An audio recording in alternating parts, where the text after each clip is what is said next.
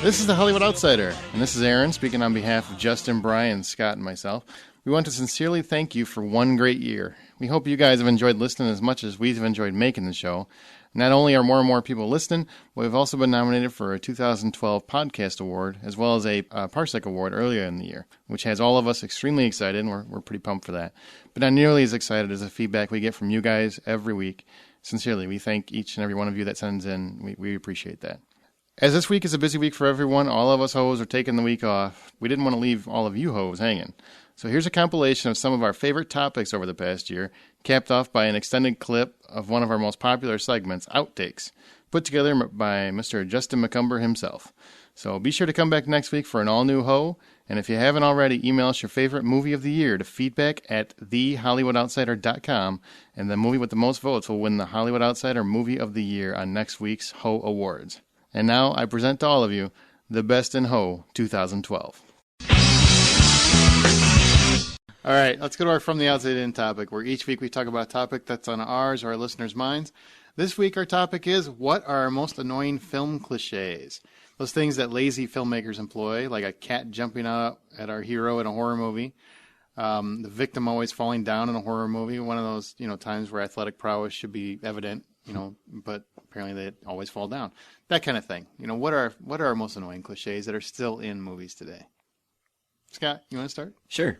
My most annoying film cliche has got to be the romantic comedy formula, just in general. Oh, boo. No, narrow it down. Be more specific. Narrow it down, brother. Cliche. Yep, you better get there.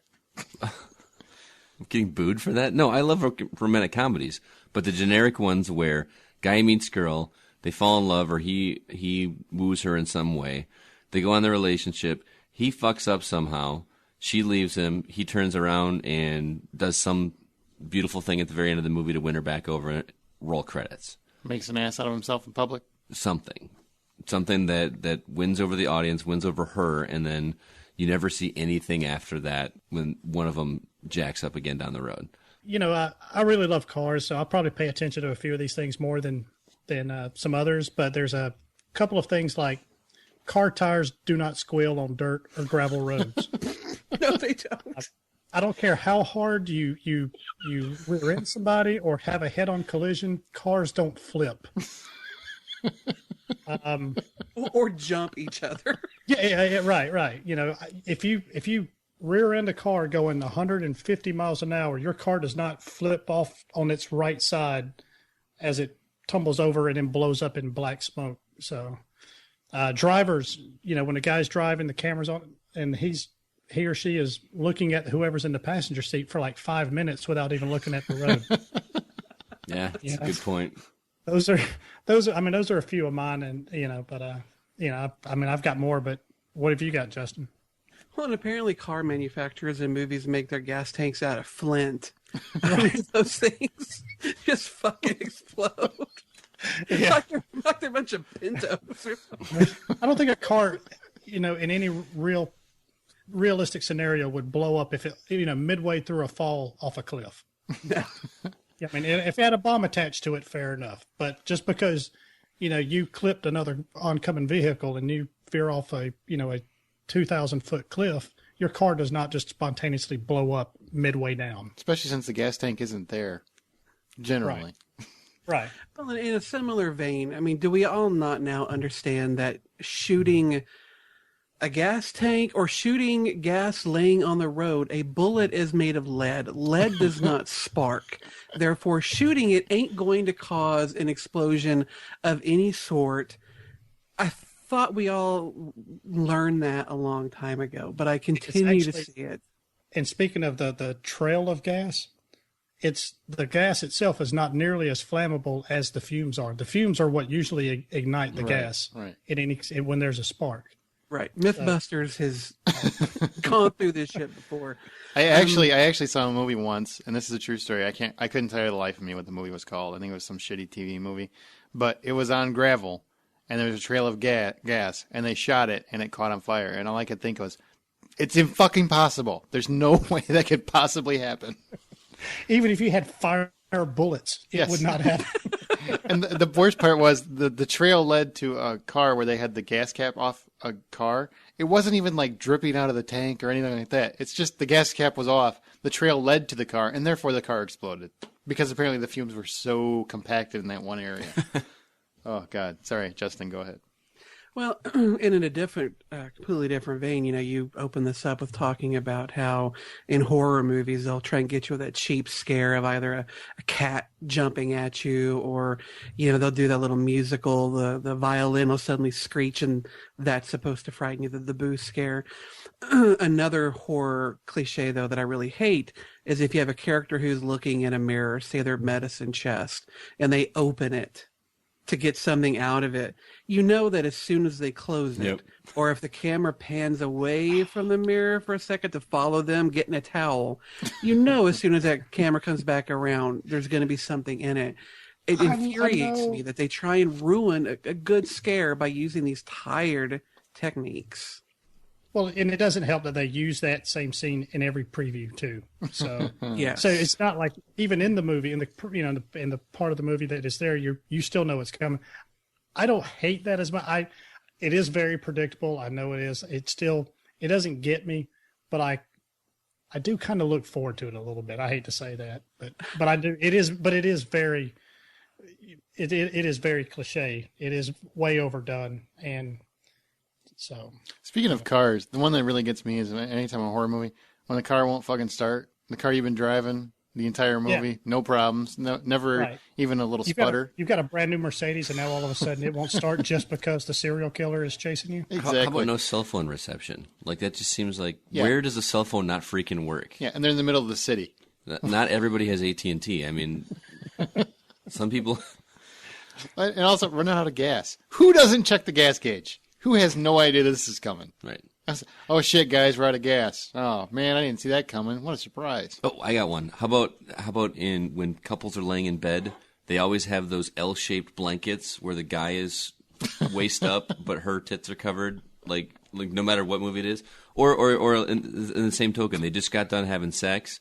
Guy is naked, but she's wearing a bra and a shirt that she somehow had time to put on. Sometimes you're in a hurry, Scotty. You got to get it done. You don't have all day, brother. That ain't how Scotty rolls. But Scotty brought up romantic comedies. And the one thing that always infuriates me is in these movies when the drama comes from one character not giving a piece of information to the other one that had they just said it would have completely solved any misunderstandings, and they would have been ushered off into their happily ever after.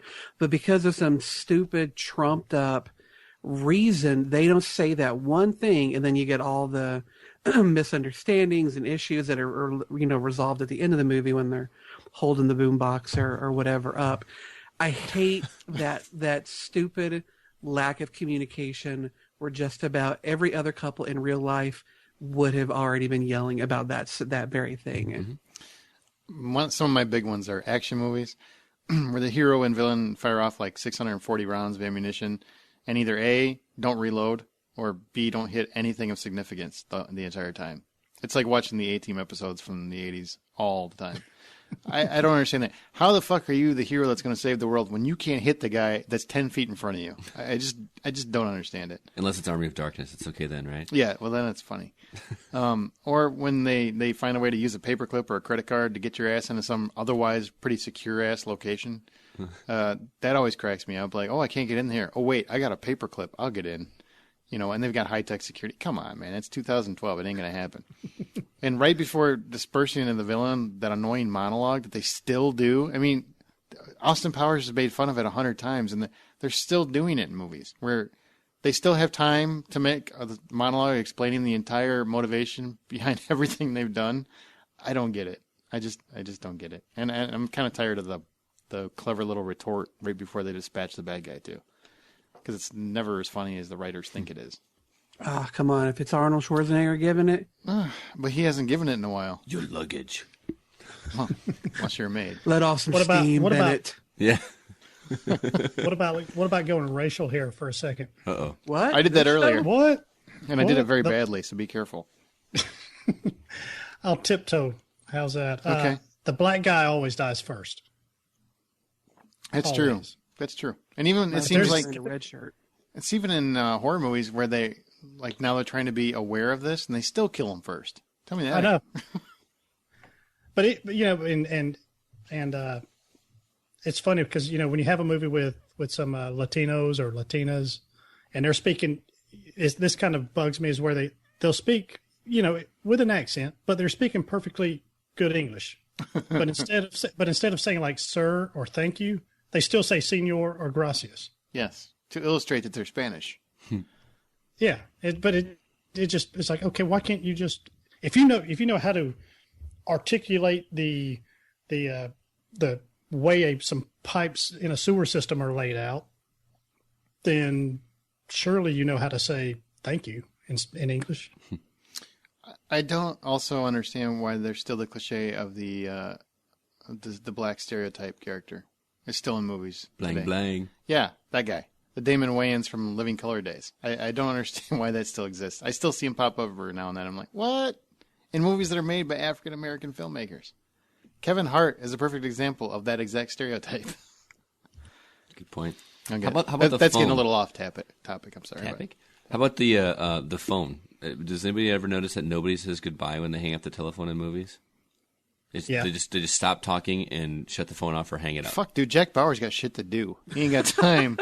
He ain't got time to sit there and be pleasantries. It feels awkward though. Give pleasantries. You're waiting for all right, talk to you later, goodbye, and it's never there. Watch the next movie you watch and they're on the phone. They just end the conversation. The other person needs to understand they got shit to do. They don't have time to talk to me. Or what about like the space-time continuum where you've got our hero that's you're there, you're watching him interact with somebody else. He gets a call saying, "Hey man, you need to check the news," and then he turns on the TV, and then all of a sudden it's now in our next story, Joe Schmo is wanted for murder of his boss. Or it's like that whole sci-fi thing, and Prometheus did this, but so many movies have done it before, of characters taking off their helmets because they think that the air is breathable for whatever dumb fucking reason.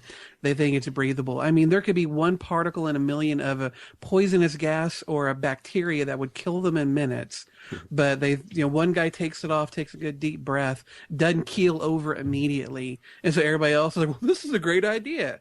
And they all follow suit. Come on, people. Don't be dumb.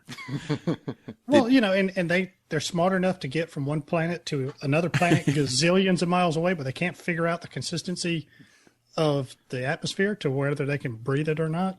Before they land, yeah. Before they land or even while they're walking around. Did you guys see Galaxy Quest where they address that in a funny way? Do you remember that movie? Seen it, Yeah. but I don't remember it. I don't remember that. I think is the air breathable? He goes, seems good. It's just like, I don't know. Oh man, there's so many of them. There's so many stupid ass cliches that are out there these days. And I guess it's dispensing the villain, not dispersing. They just hand him out. You get a villain, and you get a villain, and you get a villain. Who's got the evil Pez dispenser? Okay, pop the head, get a villain. That's what I call it when I fart. Dispersing the villain. Well, there's a man that's suing. Everybody knows that every week when Buy popcorn. anybody that has listened to this podcast before, every week when I end the show, I always say, the next time you go to the theater, buy popcorn, because I'm a big advocate of going to the actual theater to see a movie. I'm not as much of a home theater experience guy as everybody else. That's assuming they haven't turned it off halfway through the podcast. Yeah, that's true. That's true. Assuming you've actually listened to the very end. Skip to the end, you'll know what I'm talking about. There's cool And then come outtakes usually too. Well, the reason that I say that is because theaters don't really make much off movie tickets. So when you go and you buy your ticket, generally, and I'm doing a quick explanation. A lot of people don't realize this. When you buy your ticket for the movie, the actual theater doesn't make much off that. And if it's an opening weekend, it can be anywhere from 70 to 90% of that ticket goes directly to the studio, so the theater doesn't see any of it. So they charge so much of a ridiculous amount for the popcorn and pop to pay for their expenses and also make a profit. Now, I've seen the book, so I know how this works. So I was laughing at your usage of the word pop. What did I say? Oh, as opposed to soda? Coke. As opposed to Coke. It's a Coke. Down here, even if it's a Pepsi, it's a Coke. It's a Coke. Oh, Yep. Jesus. Anyway, So what happens is a man is suing the AMC theater chain over cost of snacks, saying it's price gouging. Now I've explained for a little bit. So what do you guys think? My personal opinion is you don't have to fucking buy it. That was what I was going to say. You don't have to buy it. Smuggle in your gummy bears. So I guess you're going to have to go after not only movie theaters, but concerts, sporting events, bars, anything like that. Mm-hmm. It's ridiculous to call it price gouging, because price gouging is something that occurs when there's like an emergency and suddenly supplies are limited. Right. The people who have those supplies then start charging astronomical prices for them. That's price gouging. Otherwise known as capitalism. But it's like if suddenly there's a flood and a store wants to charge you, instead of $1 for that bottle of water, they start charging you $10. And the only reason they can do that is because suddenly that supply is much more constrained. Yeah, it's capitalism, but it's also asshole behavior. The thing being is that's price gouging. Going into a theater, that's your choice. Buying their beverages and snacks, that's your choice. So using that phrase price gouging is in and of itself completely erroneous. And it's dumber than shit. That's like saying if I walk into a restaurant and they want to charge me $30 for a lobster tail, I sue them because they're charging me too much for that lobster tail. It's horseshit. Can't agree anymore. You guys are stupid. Now let's go to our From the Outside In topic, where every week we talk about a new topic that's on ours or our listeners' minds. This week we're talking about CinemaCon had some recent panels at their local expo, and some things that the studios were talking about, or they were thinking about, were possibly testing the option of allowing texting during movies. So our topic this week is, should this be allowed for younger skewering films, or for any films really? Or maybe there should be a texting section. I don't know, like there used to be a smoking section. I don't know. There's two ways that I see this.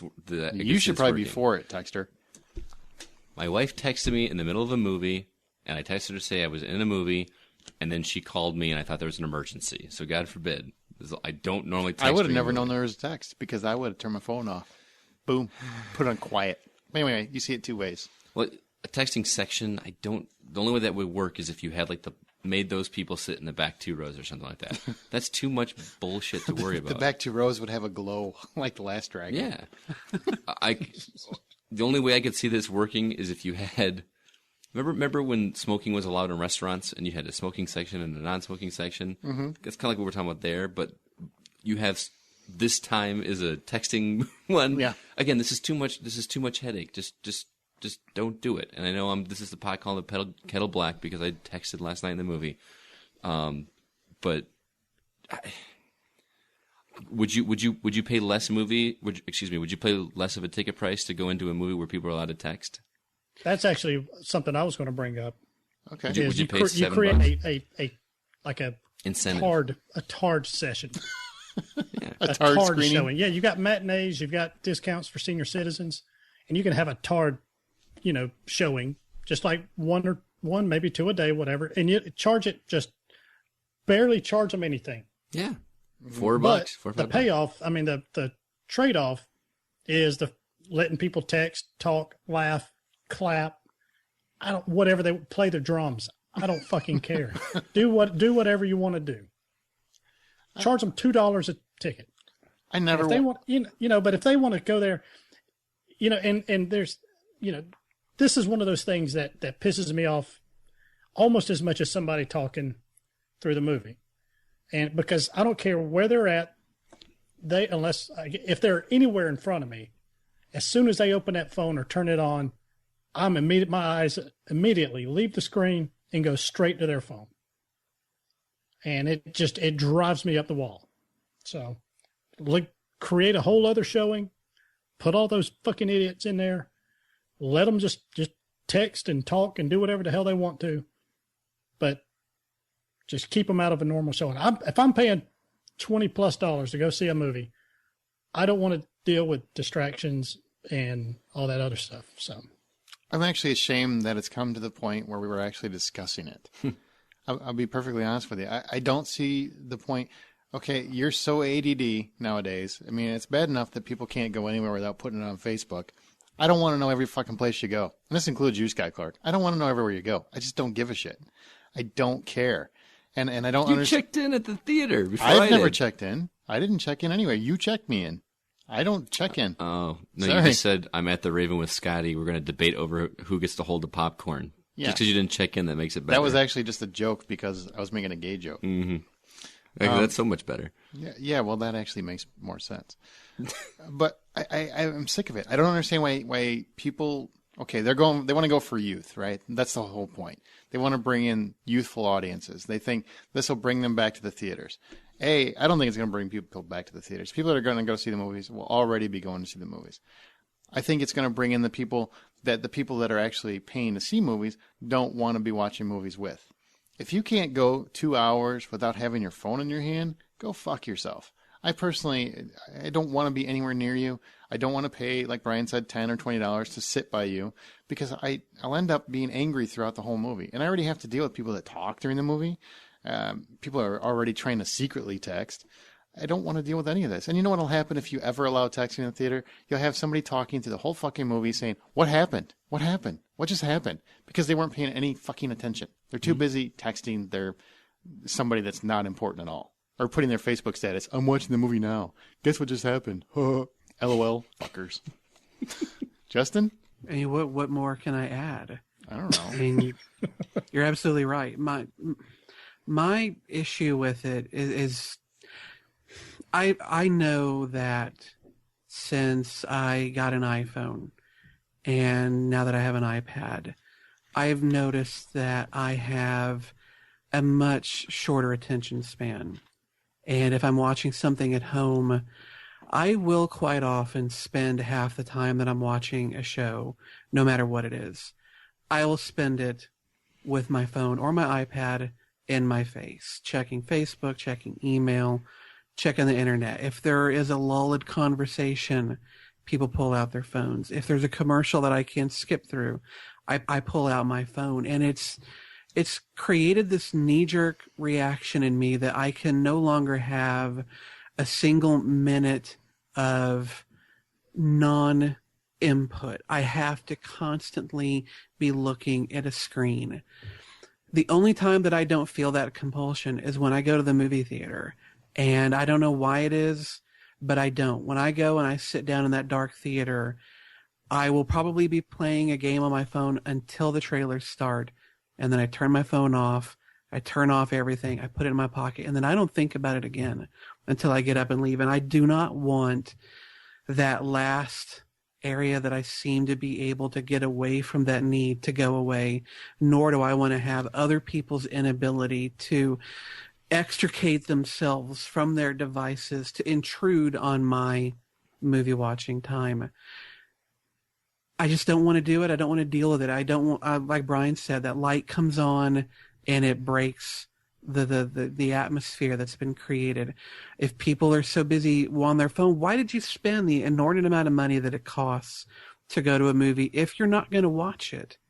I can understand at home if, shit's coming through your television for free, but going to a theater, it is, and you go to a specific place for a specific thing, and that is to immerse yourself in a movie. Why ruin it? I mean, I'm afraid that we're creating a generation of people that can no longer just be silent, just be still, and just think. They constantly have to have a device or a website or something telling them something, having them do something, looking at something, but they can't just think anymore. They just can't be in their own head. And I'm becoming that, and I hate that. I don't want theaters to allow people to become more of that. You know what that brings up a good point is my main concern is that we're already becoming a civilization where we encourage people to not have manners. That we no longer insist that people have manners. I hate to say the term, but a proper society. I mean, have respect for other people. Mm-hmm. Now it's getting to the point where, and I've been just as guilty of this as anybody else, right? But you'll be talking to someone, having a conversation, and you'll be texting while you're talking to them. That's the rudest fucking thing you can do. And it basically says to the person you're talking to, your conversation means nothing to me. It isn't factual, but that's what it says to them. We're creating a nation of manners no longer matter. Mm-hmm. And if you allow something like this in a theater, you're saying to all the other people that paid all this money and everything else, your enjoyment doesn't matter to me because what I want is most important. Mm-hmm. And I honestly think that this is, as far as I'm concerned, the last bastion that I can go to. It's the last place I can go where rudeness isn't tolerated and isn't accepted. And I'm afraid that if you let that go, I won't want to see the movies anymore, which is probably one of my most favorite things in the world to do. It'll just take everything away, as far as I'm concerned. You know what the easy fix is? Do what they did. Shoot children. Do what they did when we went Well, to this see... isn't just kids. Though. No, it's not just kids. It's adults, too. I'm guilty of over-texting and stuff as well as anybody else. When we went to see a screener for 30 minutes or less, mm-hmm. Granted, this is a movie that wasn't released yet, and they were more concerned about people filming shots of the movie and posting on YouTube, that kind of thing. We all had to check any electronic devices at the door mm-hmm. when we went in. Why is that such a hard thing to do at a theater? I won't do that. Yeah. I am not handing my phone over to anyone. No, not to a person. You create like a locker thing like they have at the airport. No. Right outside there. You get a little key. Yeah. I don't think I could do that either because I don't trust that they don't have keys or that they don't have means of getting to my phone, which has, unfortunately, a lot of info in it, including credit card numbers and other things. I would sooner have them somehow block cell phone reception over an area, jam cell phone signals, than put my phone in their care, whether it's in somebody's locker or somebody's office. I'm just not going to do that. Well, that's not going to happen anyway. I mean, they're going the other route. They're trying to say, what can we allow that's going to create more people going to the theater? Now, if you want to have tech screenings to where, hey, you can come to this, like Brian's talking about, you want to have this screening, you pay a little bit less, but you can do all this stupid shit, I'm fine with that. But if I go to see him, but you better be very clear that this is a tech screening so I'm not confused and go to the wrong one. But overall, I think they need to stay away from it. Let people have that theater experience. Let people have that one bastion of respect that's left in the world, because nowhere else can you go and you don't see rudeness.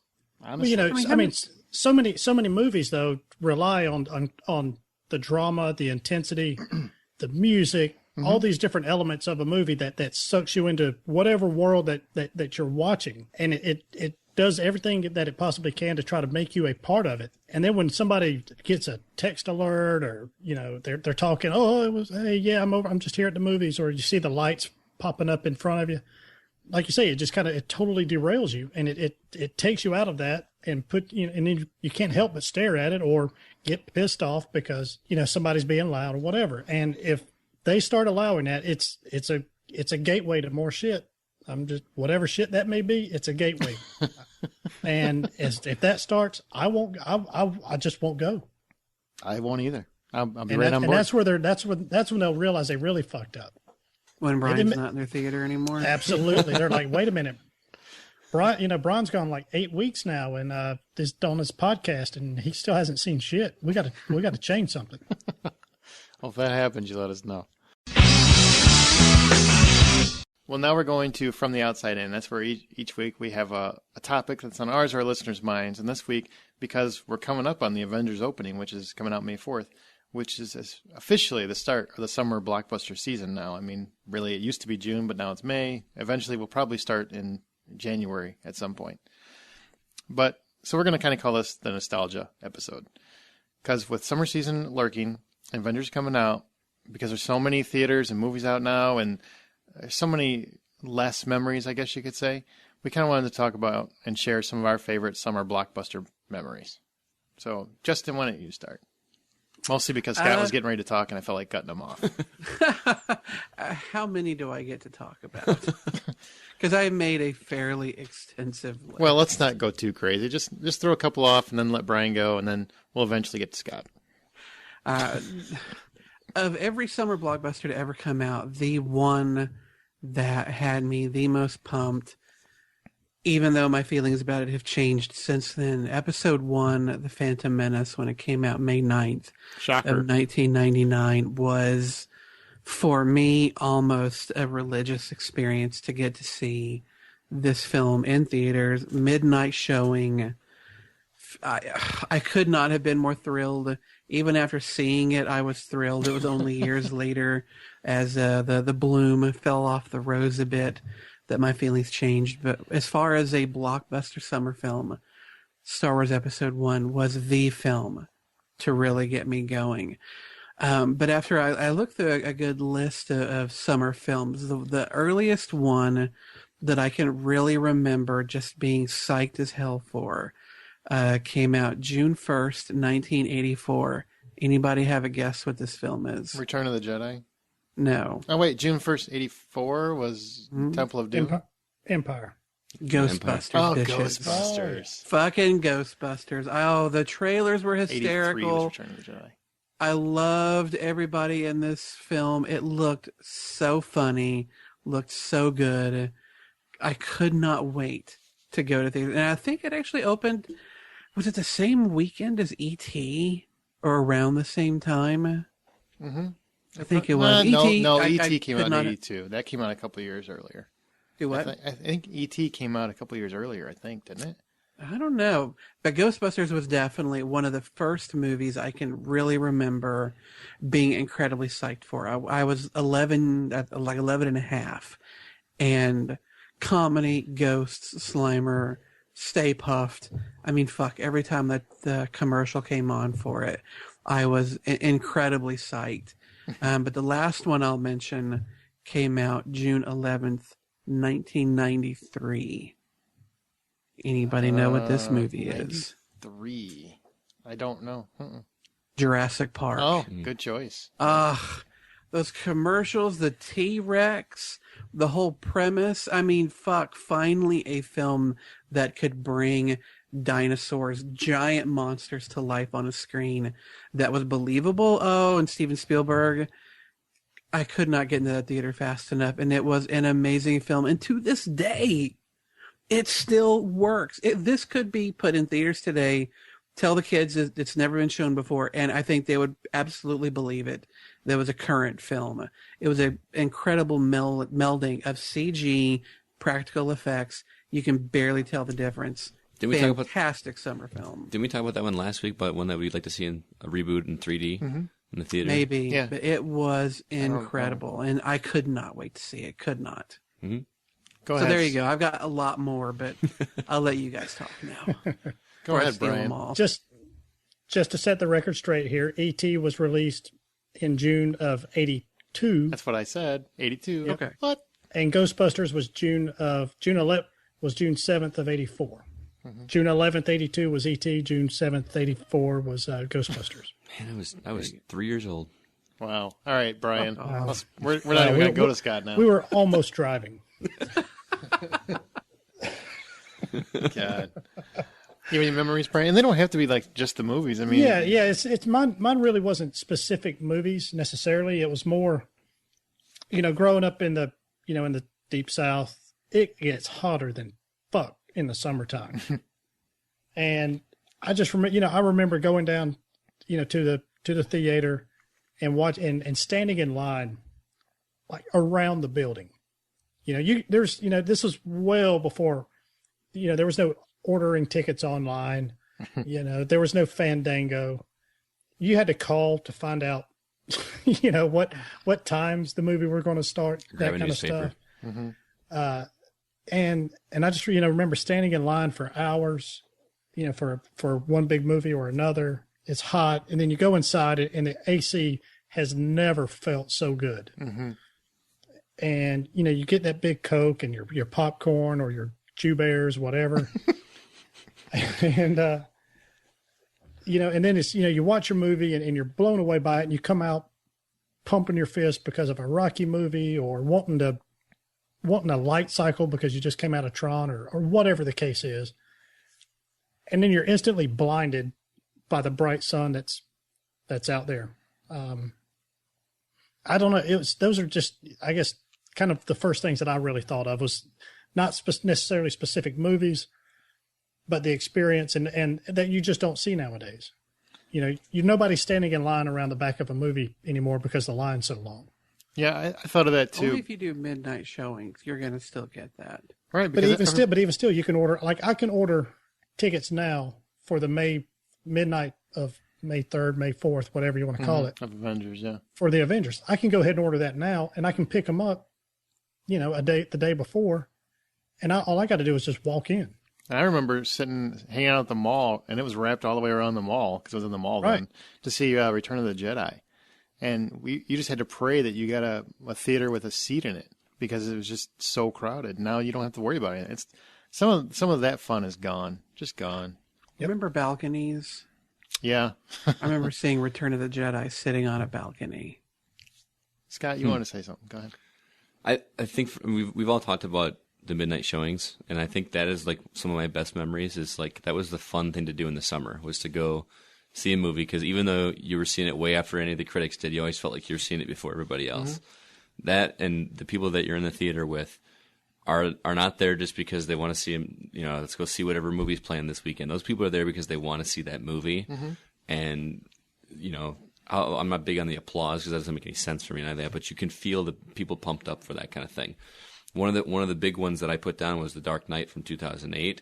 The scene at the very beginning of the movie when the Joker and the pencil, the theater just exploded with shock at that scene, and those are the kind of things that I love about those about summer blockbusters. Is I'm not like antisocial and anti-people and be quiet during my movie as much as most people. Granted, I don't like people talking and stuff, but I like going to comedies and seeing a lot and everybody laughing at the jokes hysterically. I love going to see the holy shit moments and everybody going holy shit at the same time. Those kind of things are cool to me. But some of my better memories, I have two quick ones. The first one, I've mentioned it on previous shows, but as a kid, I wasn't allowed to go to the movies. So anyway, my biological father, who was not wanted nothing to do with that, would occasionally, as they started to get a little bit older, started to take me to see movies. And I remember as a young teenager going to see Men in Black in the theater, and I was just blown away. First off, I hadn't seen too many movies at all, and that one I had so much fun with. He also took, although it's not a blockbuster, he took me to see Starship Troopers in the theater, and that was like a big deal because like they had boobs in it when I was 14 or however long I was. You really I hope they weren't gratuitous boobs, because apparently you guys hate that shit. But anyway, I just have one other story, and this it's not a summer blockbuster, but it was a blockbuster. The original Shrek. Granted, whether you love it or you hate the movie, I have the funniest story about this movie. It's so wrong, but it's so funny. I saw this on, I believe it was opening weekend, with a girl I was dating at the time, and sitting in the theater, and there's a couple of kids a few rows in front of me, and one of them excused himself out of the row and walked towards the front of the theater. No joke. Took off his trench coat and streaked through the front of the theater, doing cartwheels, yelling, "I love Shrek," before bolting out of the exit door and where a car was waiting for him. It would be a lot more funny if it weren't a kids movie and there were kids in the theater at the time. Oh, but how old was this kid? Like late teens. Wow. Like probably 16, 17. But I laughed so hard, probably more than I should have. But that's like my funniest blockbuster. Your funniest movie. summer blockbuster memory is a naked guy running in front of you. How is that not funny? That's pretty disturbing and funny at the same time. But it was really funny. I kind of felt bad for the. I can't believe that was in a kids movie. That's like of all the movies you're gonna do it, you do it in a kids movie. Well, if you're trying to get attention. Yeah, but literally cartwheels. That's yelling, a lot of yelling. I love Shrek. Yeah, that's a lot of things flapping. Right there. But that whole midnight showing thing you were talking about, I think that's part of what made that episode 1 so much fun. We all back then, all us Star Wars fans still had hope. We still had some joy. Was that everybody a in new line? hope? Yeah, what's that? everybody in line. So many people had lightsabers, dressed up in costumes, and when you're in the when you finally get to sit down and stormtroopers are walking up and down the aisle, and then it finally goes dark, and that Lucasfilm logo comes up, and the cheers that erupt, 20th Century Fox, and then a long time ago in a galaxy far, far away, thunderous applause. I mean, it's stuff like that that to me, I don't care how much of a film nerd you think you are and how much you think you get out of a movie. When you're surrounded by passionate fans, to me, that is what movies, that's what film and entertainment is really all about. Not some asshole in the back row writing out his dissertation on what he thinks of the film, but really just embracing the fun with people who are as passionate as you are. That's where the real blast comes from. And my turn. One thing I do want to say in terms of midnight shows, because we all have mentioned them, is that, and you're a little younger, Scott, so you probably don't remember this, but your experience at a midnight show, the one that, and now we go to midnight shows for the same experience, that's the experience we had on any weekend when a movie came out when we were kids. Because you didn't have as many theaters, so you had all the people that wanted to see it crammed into one theater, waiting in line, trying to get a ticket. You get in there. No cuts. Yeah, no cuts. I mean, you got people fighting for fucking tickets. It's angry sometimes. I mean, it was a midnight show every weekend that something big came out. So the experiences of midnight show, the reason why I love them now, why I love going to midnight shows, is not because I like seeing people dressed up like stormtroopers, because that's kind of creepy sometimes. But it's because that's the experience I got when I was a kid. And it's nice. That's the only way I can relive it, because any other time, you really can't get it, the same kind of experience. But a couple of the ones that I had was, one of my favorite memories as a kid was going to the drive-in with my mom. Took me to the drive-in for my 7th birthday to see Friday the 13th. My 7th birthday. I guess some people would think wow, that explains a lot. Yeah, it does. Because my birthday was on the 13th. I turned 13 and 30 on Friday the 13th. So I mean, I did too. Hey, look at that. It was really surreal that was my first drive-in that I remember going to, and then to see, something like that. That's kind of an intense movie to see when you're 7 years old, but God, it was awesome. Another kind of a cool little nostalgia thing is, I remember going when I was a kid to the opening night for Indiana Jones and the Temple of Doom, because I love Indiana Jones. And I went with my mom and like half my family. And at that time, my mom and dad they were divorced. They ended up getting remarried years later. And then when Crystal Skull came out, I got to go with my mom and my dad and my kids. And that for me was probably, even though the movie ended with an alien shitstorm, it was probably one of the most memorable movie nights I've ever had. Because it was just kind of nostalgic for me. Almost exact same thing with mine for seeing Phantom Menace. Because, like I said, my parents didn't let me watch movies. And we were old enough by the time that came out that was like the first time that I remember going to the movies with both of my parents and my brother. All 4 of us. We didn't go to the midnight showing, but that was really cool for me because they grew up with Star Wars. They had seen them as a kid. Or not as a kid, but they lived it when it was in the theater. I was obviously before my time, but it was cool for us to kind of come together as a family and see that together, especially for something that we all love so much. So. Oh, and the last one is I went and took all my kids. All your bastards. All my bastards. There, Sean Kemp. Both of my kids to all the Harry Potter movies. That's kind of cool that over the course of the years, I've actually watched Harry Potter grow along with my kids. Well, next up is Magic Mike, and we're going to do this a little different, and I'm going to start it off. So. Okay, are you ready for what's next? Well then, ladies, gather round. We're going to talk about our performers coming to the stage here at the Magic Mike Club tonight. Our choreographer, Steven Soderbergh, has worked up one hell of a show for you. But don't worry, ladies, you're only going to get as much as you can handle. First up, you're going to see Matthew McConaughey. You can call him Dallas because you'll love to have him right at your border. Dallas runs our little club here, and he's got his eyes set on a bigger picture down south. Oh yeah, in Miami. We've also got little Alex Pettifer, the newbie we like to call the kid. See, he's young, ladies, but he's got the experience, you know what I mean? Old Mikey likes to take care of the kid, ladies, but he's willing to share. The kid even has a sister that old Mikey wants a piece of if you ladies are into that. Be careful though, ladies. This kid is still young and wild, so it might take a little effort on your part to keep him wherever it is you want him.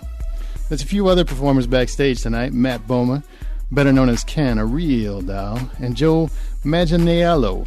It doesn't matter how you say his name, ladies, because we're just going to show you why we call him Big Dick Richie. Oh yeah. They'll only be on the stage for a few minutes though, so get your fill fast. We all know who you really came here to see. Some know him as Channing Tatum. Most know him here at the club as Magic Mike himself. Old Mikey's been doing this for a long time, baby. And that means he knows what he's doing. Now, he might spend some time telling you about how he wants to leave the stage and open up some kind of custom furniture store. But this is Mikey, baby. This is what he does best. Old Dallas ain't gonna let him leave that easy. Oh, no. Now, the law says you can't touch the performance on our stage. No, no, no. But I'm looking around and I see a lot of lawbreakers out there tonight. Especially you, Scotty. Hell yeah. Y'all are even such good criminals. Instead of our normal $10 full price cover, this lathered up party is only going to cost you $6, babies. $6. Shut up. So don't worry, ladies, just relax. We know why you really came and why we're here to fulfill your order. All you need to do is sit back in that seat and let old Mike work his magic. It's showtime. Take it away, salacious Scotty. One of our listeners writes in, "Da hose," which I think is kind of funny. After listening to episode 38, I was super excited to see Cabin in the Woods. As a big Joss Whedon fan, I was even more pumped to see the film. In the end, I left feeling that this was a great movie, but not 9.0 amazing, because as you guys remember, we all gave it a 9. I myself would give this a good solid 7 out of 10. One of the better horror / slasher films. See what I did there? I have seen in years. However, I wouldn't have considered this a revolutionary film that literally raised the bar. So I would like to ask the hose a question. Do you think this film stands up with other groundbreaking films such as The Matrix, or even other classic horror films like Silence of the Lambs or Evil Dead? Would you give these a lower rating equal to or a perfect 10? Dustin. So let's answer his question fairly, and then we'll go into our topic about what makes a perfect 10. Who wants to take it first? Justin, I'll let you since you... Well, the trouble with rating anything is that so much of what goes into that rating is pure opinion. And what I can see as a 9 and you see as an 8 can vary by just me finding something a little more funny. So I have a hard time trying to create a hard and fast rule system for what a film must or must not do to be a 10 or a 9 or an 8. I thought it was a 9 because, one, I think Joss Whedon's writing is incredible. I love the dialogue he creates. I gave it a 9 because it went in directions that I never saw coming. And so many stories they do these days are either remakes of something that I already know, so I know where they're going, or they put so little imagination but that I can see where they're going. So just to be surprised in a movie is wonderful these days. But mostly what I like that it did is that it took the horror genre and it flipped it on its head in a way that maybe like Scream didn't do, and that it really exposed a lot of problems that horror films have these days. Lack of imagination, lack of smarts in the writing. But it made fun of horror, but not in a making fun of it in a bad way, but really it's like joking with someone as opposed to joking at someone's expense. I thought it was daring. I thought it was fresh. I thought it was original, and it was incredibly well written. And because of that, it deserves a 9 in my opinion. I don't understand how you could find it being, well, I can't say I can't understand you not, but for me, a film that does all those things warrants a 9. Whereas most films phone shit in, and then they rely on fantastic special effects or one charismatic lead to carry the rest of it on those shoulders. This film didn't do that one bit. That deserves a 9. Well, I'll echo what you're saying, Justin, about my feelings of the film. One of the things that I kind of understand where Dustin's coming from is when you go into a movie, you have a certain expectation, and that kind of can ruin your perception of the film. The four of us went into this movie expecting to see a good movie. Me personally, I didn't expect to like it as much as I did. Again, I'm not as huge of a Joss Whedon fan, but the fact that I was so surprised at how much I did like it made me like it all that much more. That said, the four of us kind of knew that this movie wasn't going to be a huge hit, or kind of, I would say at least expected this movie to not make a ton of money, not be as widely accepted as typical slasher movies or Three Stooges, apparently. But so with that being said, we kind of probably gave it higher ratings because we want more people to see this kind of movie. No, I don't say that at all. Don't speak for me on that. Yeah, don't speak for me either. I will jump in on that one and say, okay, here's one point he was trying to make, and And I understand what he's saying. To some degree, he's trying to say, well, 10 should be reserved for the absolute best movie you've ever seen, which I don't necessarily agree with, because I think 10 should be, this was a perfect movie-going experience for me. Everything that's critical is subjective, just like Justin was saying. I don't think it's fair to ever tell anyone that their opinion is wrong. And even though I can't tell Justin he's wrong any more than he should tell me I'm wrong, even though he tells me I'm wrong all the time. But we shouldn't, because it's an opinion. An opinion is totally subjective. All I want to do is guide people and let them know, hey, you listen to the show, you know what my tastes are by listening to the show. So therefore, here's what I would rate it. Here's what I personally feel like it is. Now, he references The Matrix, which I don't feel is really fair, because they're totally different kinds of experiences. And I wouldn't rate Matrix a 10, because me personally, it's not a perfect movie for me. I really like it. I think it was revolutionary at the time, but if you go back and look at it, it's not a great movie. Evil Dead. What? In my opinion, I'm talking about my opinion. Okay. I think, which we've established is wrong. Okay. yes, I would give it a 9.0 as well. Evil Dead. If you look at it now, it's totally not a fantastic movie. It's not, because it's 30 years old. I mean, it's all a matter of when you saw it and what the product was. Now, trying to say that something's revolutionary, that's a product of popularity. It really is. If Matrix wouldn't have been popular, it wouldn't have revolutionized shit. Because Wanted was very similar. It didn't revolutionize anything, and it had a lot of new concepts in it. But it just wasn't nearly as popular, so therefore it didn't revolutionize anything. Now, Scream, that revolutionized horror. It changed how horror was made. And that's because it came out, it was very popular, perceived very well, changed the rules a little bit, so therefore a lot of movies followed suit. This movie didn't cause that because it wasn't popular. Well, popular doesn't really mean anything to me. I don't review movies based on how popular they are. I review them based on when I go to see them, what experience did I have. Cabin in the Woods was definitely a 9 out of 10 for me. I thought it was the best horror movie I've seen in a long time. And he even says that it's probably one of the best movies he's seen in a couple of years. To me, I would think if that's the case, it should be rated higher. But it's his own personal scale, and he can see it however he wants to. I just don't see it that way. And let me backpedal a little bit. I don't mean to say that we rate movies, me or any of the three of you, rate movies based on wanting other people to see it. But we talked and gushed so much about this movie, and we want more people to see this movie. So let me rephrase what I'm saying. I'm not saying that we give a movie a score based on getting people to watch it, but we all really want a lot of people to see this movie. Would you agree? Yeah, and I was actually surprised that it didn't do better. I was actually kind of blown away that it didn't. I don't know about you guys. I mean, maybe y'all thought it was going to do pretty low, but I thought it was going to be one of the bigger, actually the bigger one of the weekend. But I thought it was going to get a surge after people talked about it, and I was wrong. It's 91% positive on RT. So I mean, it's 9 out of 10 on RT average. So it's not just us. But go ahead, Brian. I'm sorry.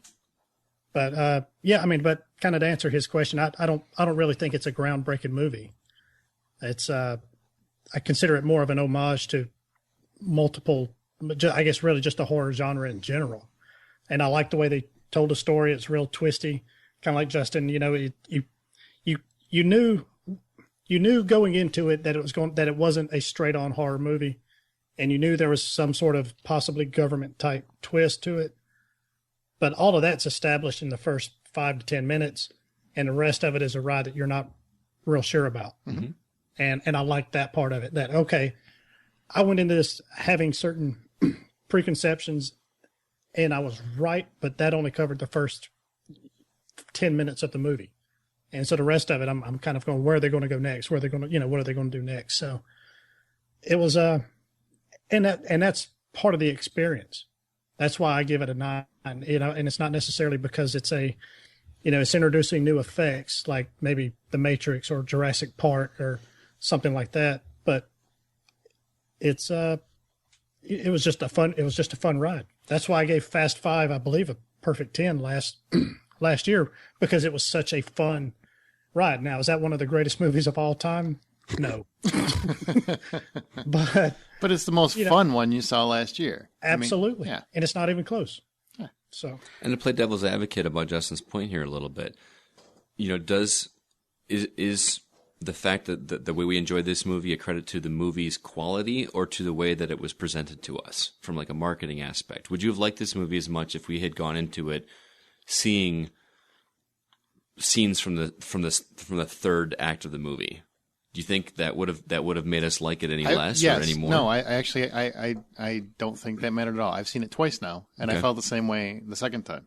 Okay. So I think it's a little unfair to movies unfortunately movies are one of those art forms that are very much a product of their time, and it's very hard, and I think it's unfair to look back on certain films and try and judge them for what they are then as opposed to what things have done now. And a film like The Matrix, which at the time I didn't know anyone who had ever seen a movie that looked remotely like that one, because it did so many incredibly cool and interesting things. Since then, it's been ripped off and borrowed from to the point that it can't help but kind of pale a little bit given what's come later. So film has to kind of be judged somewhat on the time in which it's made, and looking back on certain films and trying to judge them after the fact is a little unfair. But I feel like with Cabin in the Woods, I went into it expecting to like it, and I came out really liking it. I think it's also fair to say that there are people who go into these sorts of films expecting, or as much as I may be accused of over-liking a film to hype it, I think there are a lot of people who will underhype a movie or give it crap strictly because they've got some kind of either agenda with that movie or the people in it, or they just want to be one of those kids that gets attention for not liking something everyone else does. There are arguments that can be made on both sides of overhyping and underhyping a film. I just liked it because it was fucking smart.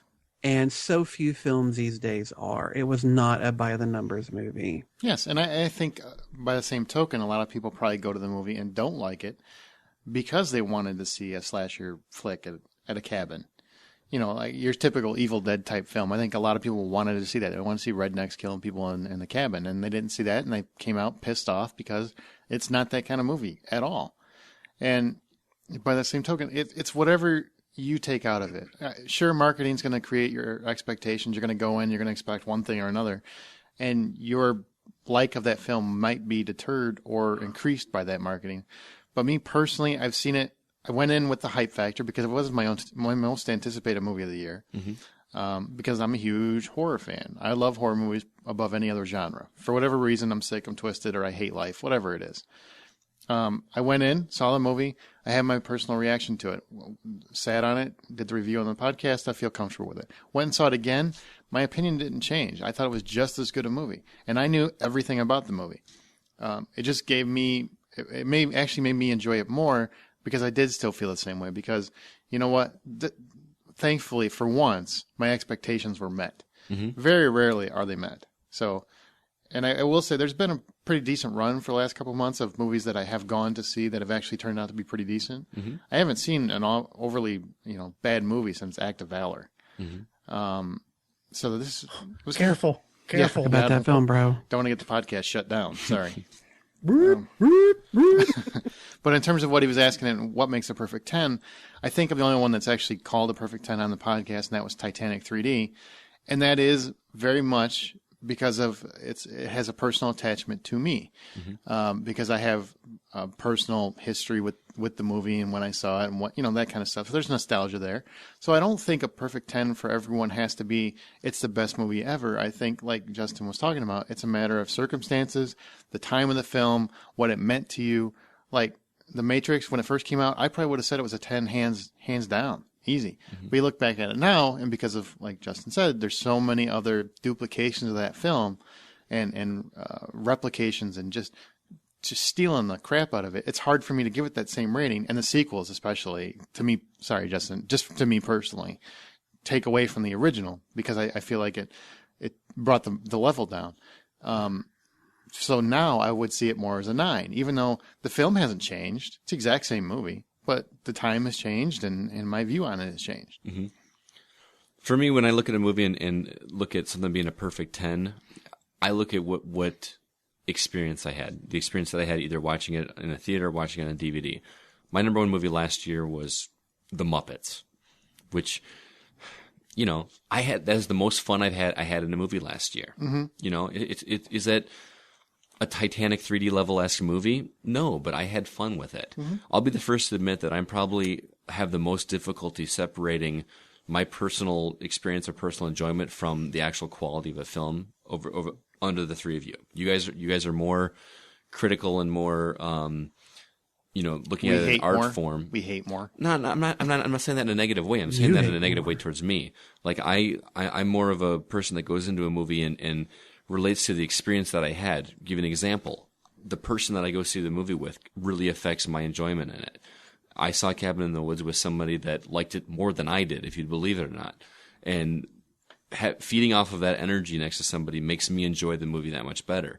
Conversely, I see a movie with someone that just hates it the entire time, no matter how good the movie is. Mm-hmm. It's hard for me to enjoy it. So I base a lot of my score unfairly to the movie's credit on the experience that I had, which is and something else that affects my score is the rewatchability about that. I mentioned that last week a little bit. If I'm never going to watch it again or not have as much fun watching it again, it's going to get a lower score for me a little bit. So what makes a movie perfect for me is how much fun I had watching it and how much more fun I'm going to have watching it in the future. Brian, what makes a perfect movie for you? Take me someplace new. Yeah.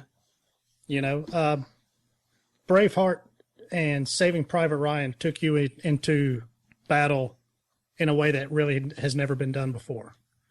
And admittedly, a lot of my examples have to do with, special effects. Mm-hmm. Because over the last 20 years, there's been some pretty good advances with special effects. And that really kind of blew your mind and said, oh, wow. And like you say, Matrix was one of those. And kind of like you say, it's not as it's not as mind-blowing. It's old hat. But at the time, when you're seeing that on the big screen for the first time, you just come out, with your jaw dropped, your eyes are all big, and you're just going, oh, my God. Titanic, it made you feel like you were on a sinking ship for 3 hours. Transformers made these robots look like they were really walking around downtown and blowing shit up. But even movies like The Sixth Sense and The Usual Suspects have such good plot twists that they make you want to go back and watch those movies again to find the little clues and that kind of stuff. So anything like that, I guess, is what makes me, kind of really love a movie. And Justin? Try. The film and the people involved have to really try and have that passion on the screen. For me, a perfect 10 film, the original Star Wars, mm-hmm. Casablanca. For me, The Matrix is probably a perfect 10 film. Eternal Sunshine of the Spotless Mind.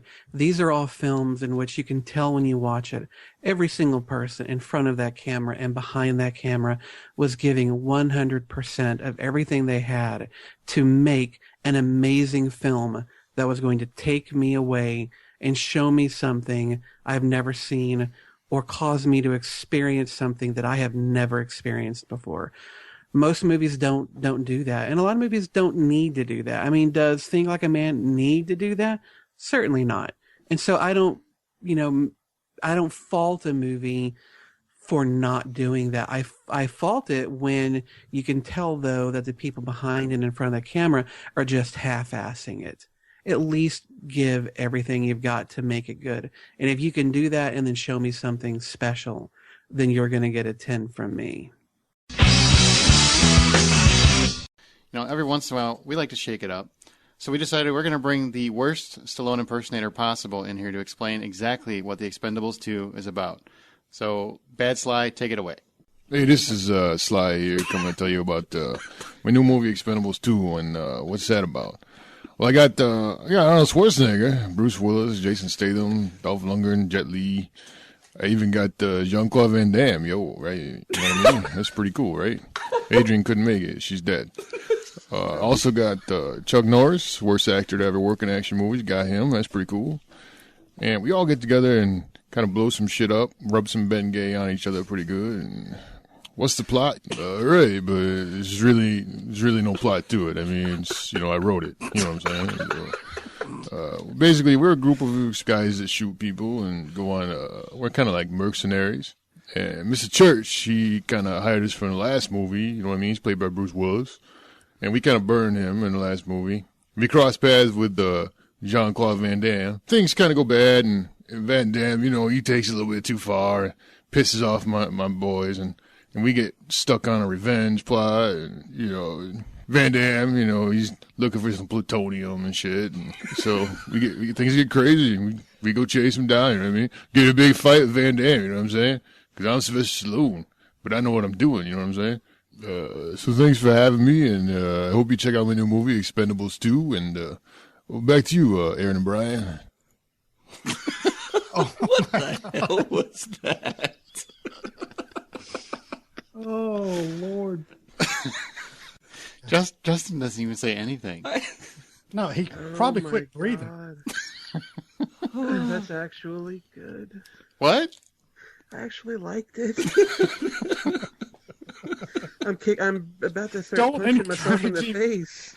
I actually liked it. I'm sorry. Oh, I love Justin. This is staying in. It's way better than your Matthew McConaughey. That's for damn sure. Yeah, this is better. Light years. Okay, let's go to From the Outside In, where each week we talk about a topic that's on our listeners' minds. This week, we're referring to a CNN article that questioned whether smoking on screen should trigger an R rating, which brings up an interesting topic. We all know the rating system is broken to a degree. There's been several issues we've talked about in the last year. How would us hoes fix it? Who wants to go first? Justin. Fortunately, it's a bit too complicated. I mean, PG, PG-13, R, NC-17.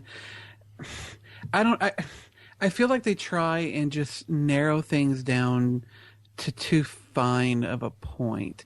And then, you get into this whole thing of, a show is PG-13, but it's because it has, adult violence or some nudity. But then this other film has got, its rating because of some other type of violence. And if you can actually get a rating and then go and appeal that rating and then have that rating changed, then how really definitive is this rating anyway? That's an excellent point. I don't know. It's just, I think if they were to just loosen things up a little bit, and instead of having, 6 or 7 different types of ratings, just have your basic 3. Just have, if your kid's under 13, here's a rating. If you're under 21 or something, here's a rating. And then, I don't know, maybe that's even just it. I don't think we need this fine delineation of ratings anymore. It's kind of ridiculous. I think it could be. I would rather show me what is, I guess, show me what the content is. Show me tell me what the themes are, as far as excessive drug use, strong sexual content. I don't care that it's rated R, that it's rated PG-13, but if I've got an idea of what to expect, then I can kind of make my own assumptions from there. I think it really can be a lot more binary than the different layers they're doing now. Make a list of movies with a rating, like a G-rated movie that is completely not going to be offensive to any children or parents for their children to see. And then if it's something that's not for kids, then like Brian said, list it out like they do on HBO. When you watch a TV on HBO, you see right before the movie starts, graphic nudity, violence, all this kind of stuff. Why? And part of the problem is that different people have different varying degrees of what they have a problem with. You go overseas and nudity is on regular TV, or is that, I don't know if that's actually true or not, but I get like nudity is much more accepted in Europe than it is here. Over here, violence is completely fine. But you show a boobie on screen, and then there's a big problem. Did you just say boobie? Yes. Boobie. He's like 12, man. That's a whole other discussion, but that's why I think having the individual listings of what the content is on there lets the parent decide, if you're talking for the children, let the parent decide if it's something that they should be seeing. The parent should be, if they're that worried about it, should be watching the movie first before their kid does anyway. You know what? No, one thing that really bothers me is NC-17. That's a big one. Okay, nothing pornographic can really be an NC-17, but you can have extreme sexual encounters. Why wouldn't that just be R? I mean, basically, R is restricted. A parent has to be there, supposedly, to get you in to begin with.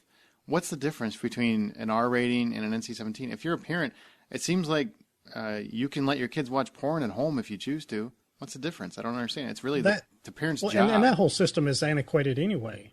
Mm-hmm. I mean, in this day and time where you can, download free porn, all this other stuff. I mean, really, how many parents are really getting their kids into an R-rated movie or an NC-17 movie?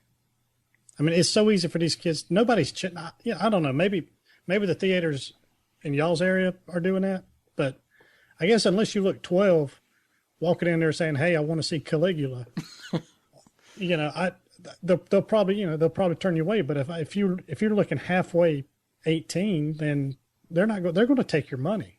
In this day and time, they're going to take your money. They don't care, and there's nobody policing it anyway. So just forget this. You have to have an adult, you're a parent or a guardian to get you in.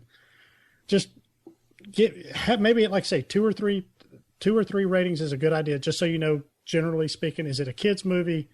Is it an adult movie, or is this something that really needs to be, I guess, stolen off the internet, filtered? Yeah. Yeah, like 50 Shades of Grey or something.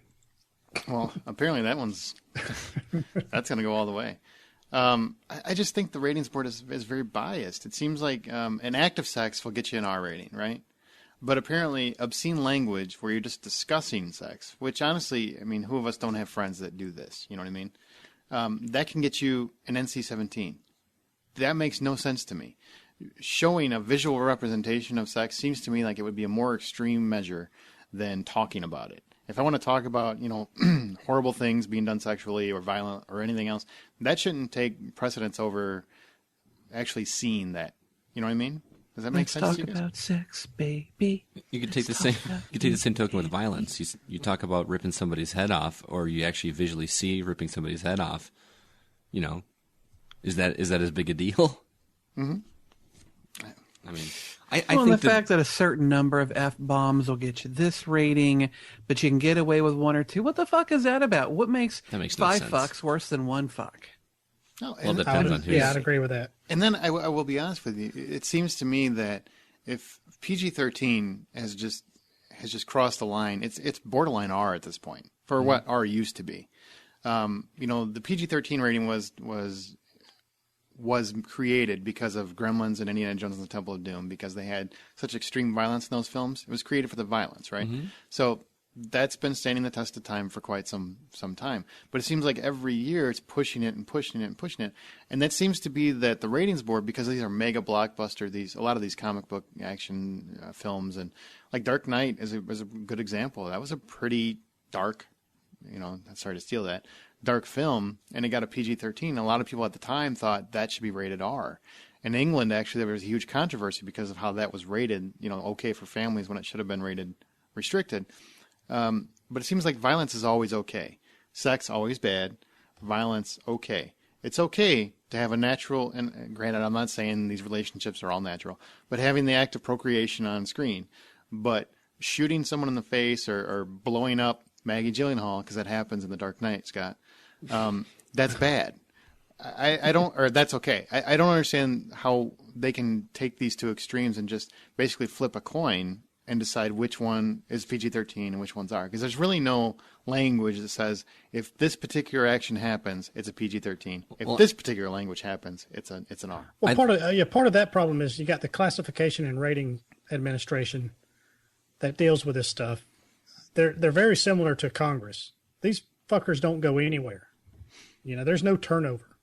The head's been a member. The head of it has been a member for 24 years, and she's been leading it for the last 12. Get some turnover in there, more input from kind of a cross section of people, from actors, directors, writers, moms, dads, teenagers. Teachers. I don't care. Just get some kind of a cross section. Maybe send out surveys.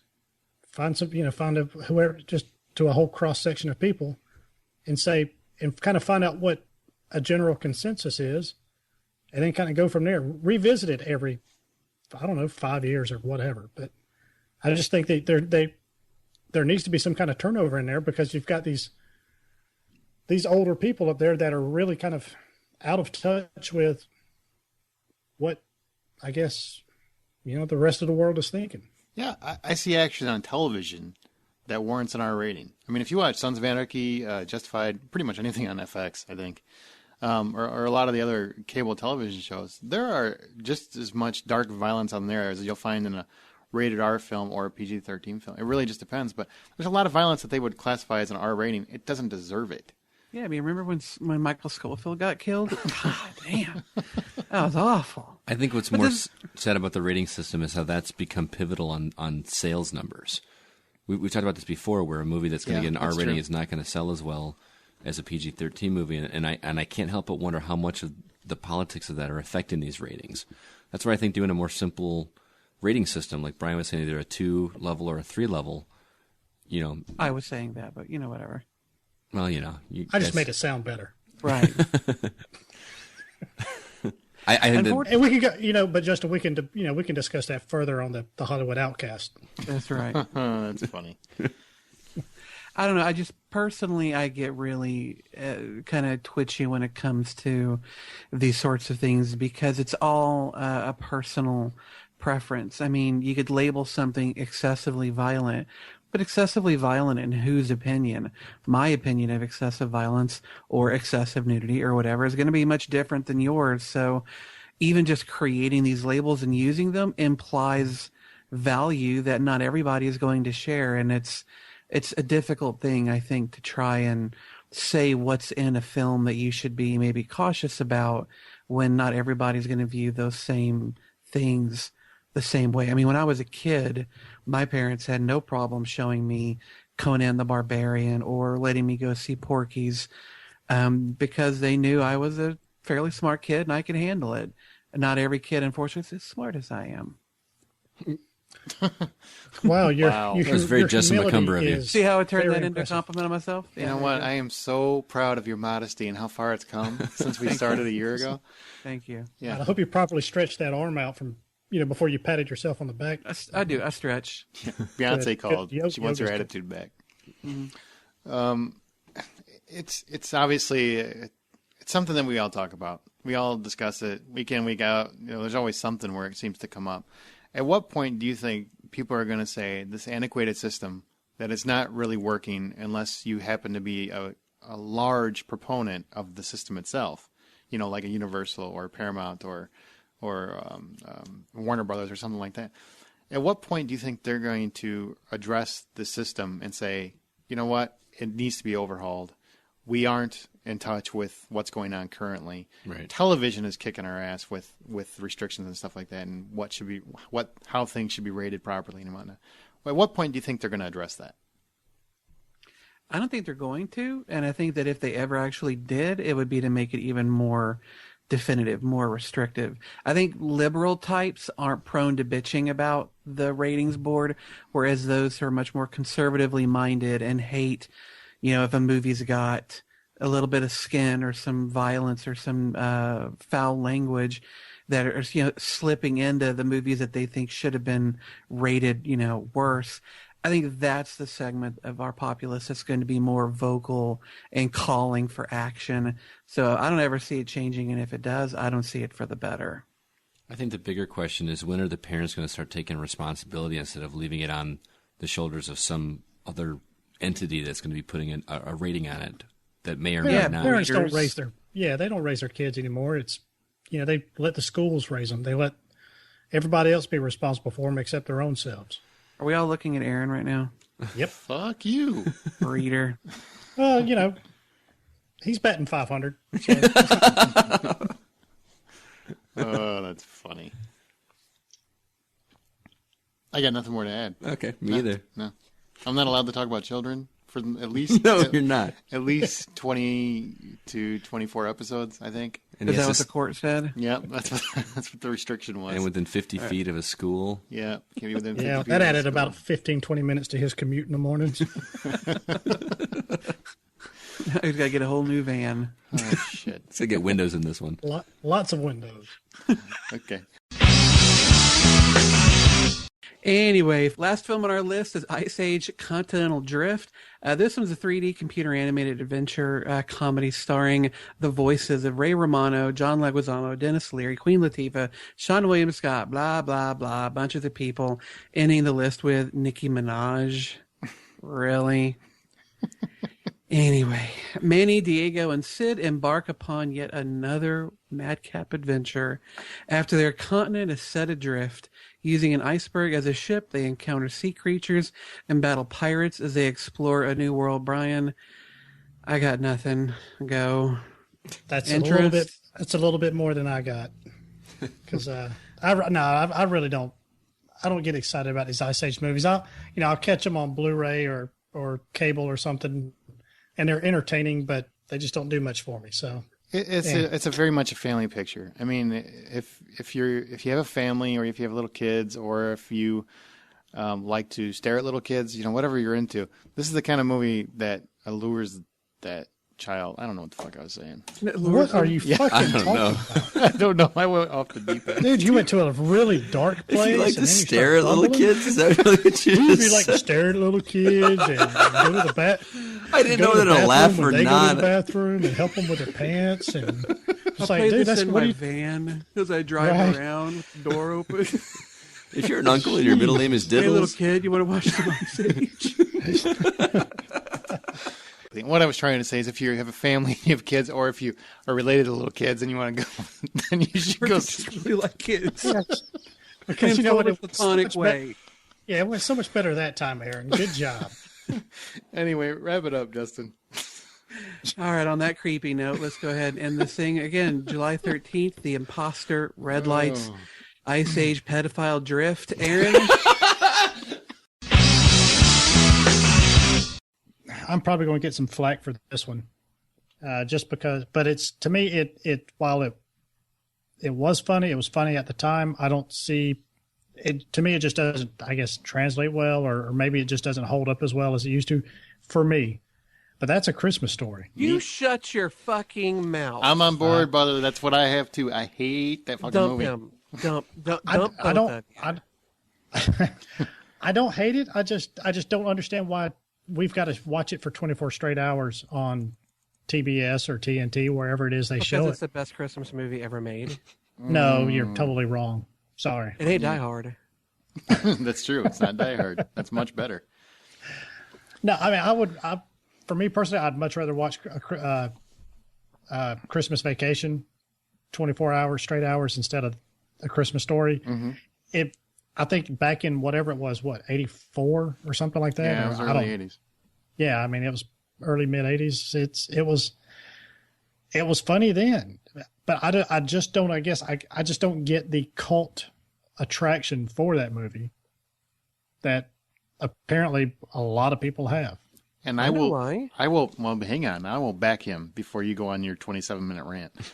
I have never, ever found that movie funny. Ever. I've seen it 20 times because I've watched it over and over, and I just don't find it funny. I try. Every year I try. So many people love it, I figure it has to be me. But outside It of... is you. No, it's it is obvious. you. You are both dumb. And you are especially dumb. So many people love it. I just don't get it, man. Outside of shooting your eye out and sticking your tongue in a flagpole, nothing's funny in that movie. Nothing. Everything is funny I in that movie.